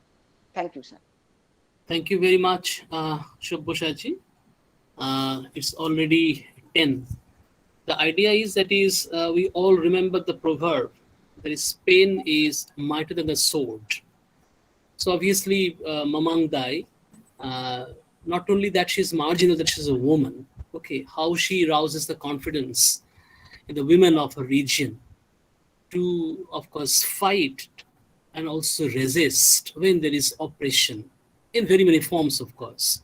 And of course, she's a very powerful woman, we all know. So thank you for a presentation. So Shomit, is there any other presenter? No. So since already it is crossed 10, at best we can receive 2 questions, at best, okay, from the audience. So I would request, Showman, is there any question in the inbox? No, sir. I didn't see any, actually. Okay.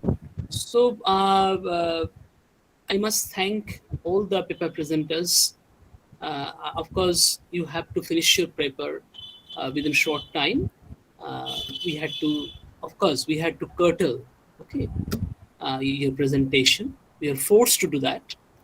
But all the papers that we have presented in this session are good. They have strong theoretical framework, and the way you analyze the text again is fascinating. I was listening to your presentations. So this is how we should proceed. In most cases, of course, you are young researchers. Some of them, of course, are college professors. The idea is that not only to just give a kind of theoretical understanding, how to apply that theory to the reading of a certain text that you have shown through your presentation. So I must congratulate all of you from the depth of my being that you have done so well. And of course, I must also thank the organizers of this webinar. Particularly, it is now 10, and of course, with erect spine, you sit still in your chair, and of course, I understand the stamina, and of course, and I appreciate it. Yeah. So, if you have any concluding word, of course, the organizers, you can articulate it before we conclude this session. Thank you, sir. Thank you very much for your insightful comments on each and every paper and the concluding judgment.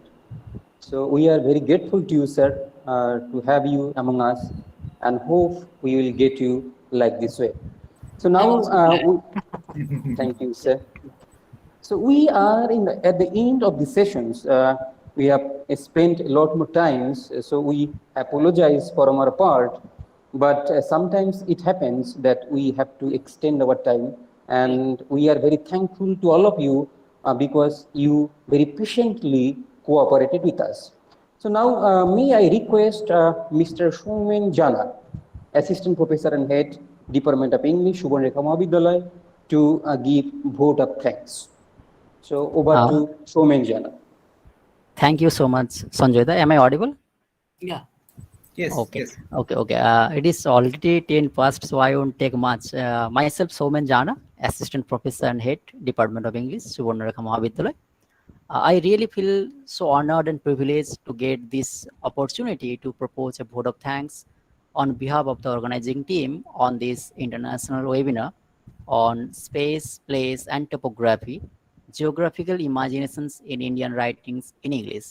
That is organized by the Department of English and IQAC, Seva Bharati Mahavidyalaya, in collaboration with the Department of English and IQAC, Subarnarekha Mahavidyalaya.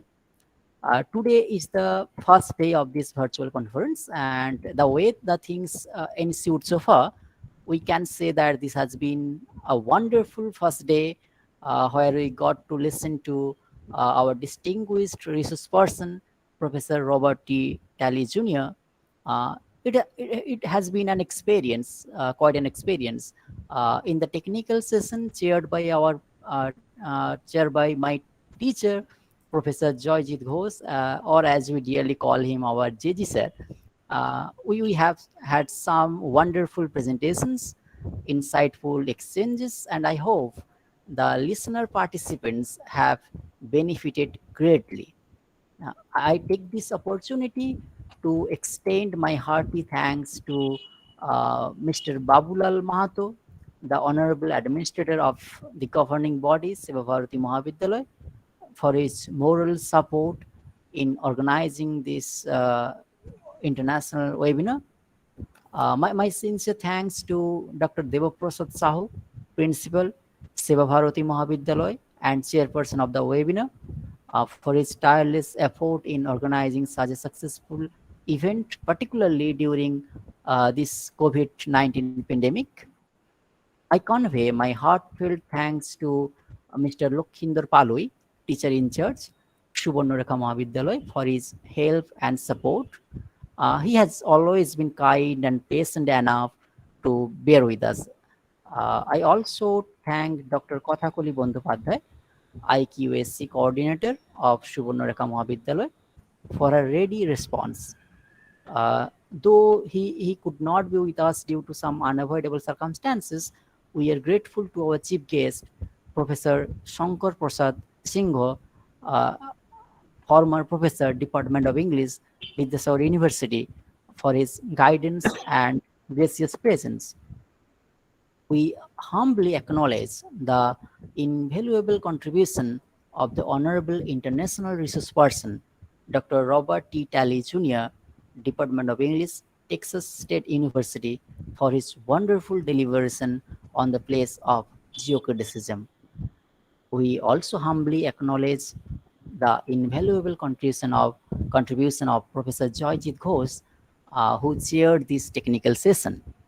Our special thanks to all the students, teachers, participants, researchers, and delegates from the various colleges and universities who participated in this live program to make this event a memorable one.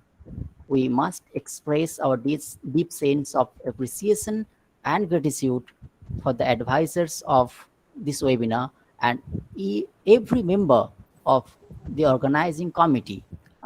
Members of the technical committee, they were just superb. They were sincere, disciplined, and they helped to organize this task so smoothly. My sincere thanks to all the members. So as we are drawing closer to the end of today's session, let me also take this opportunity to invite you to the day 2 of our conference. We are going to assemble here again tomorrow at 6:30 6:30 p.m. We have another exciting day waiting for us. So please tune in tomorrow at 6:30 in the evening. Till now, goodbye and good night, everyone. Good night. Bye. Good night, sir. Thank you, Somen. We are officially ending our session.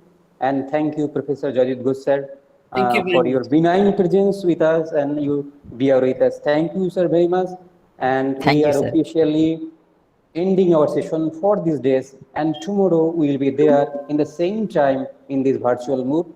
Thank you. Good night. Namaskar. Good night. Good night. Good night, sir. Good night.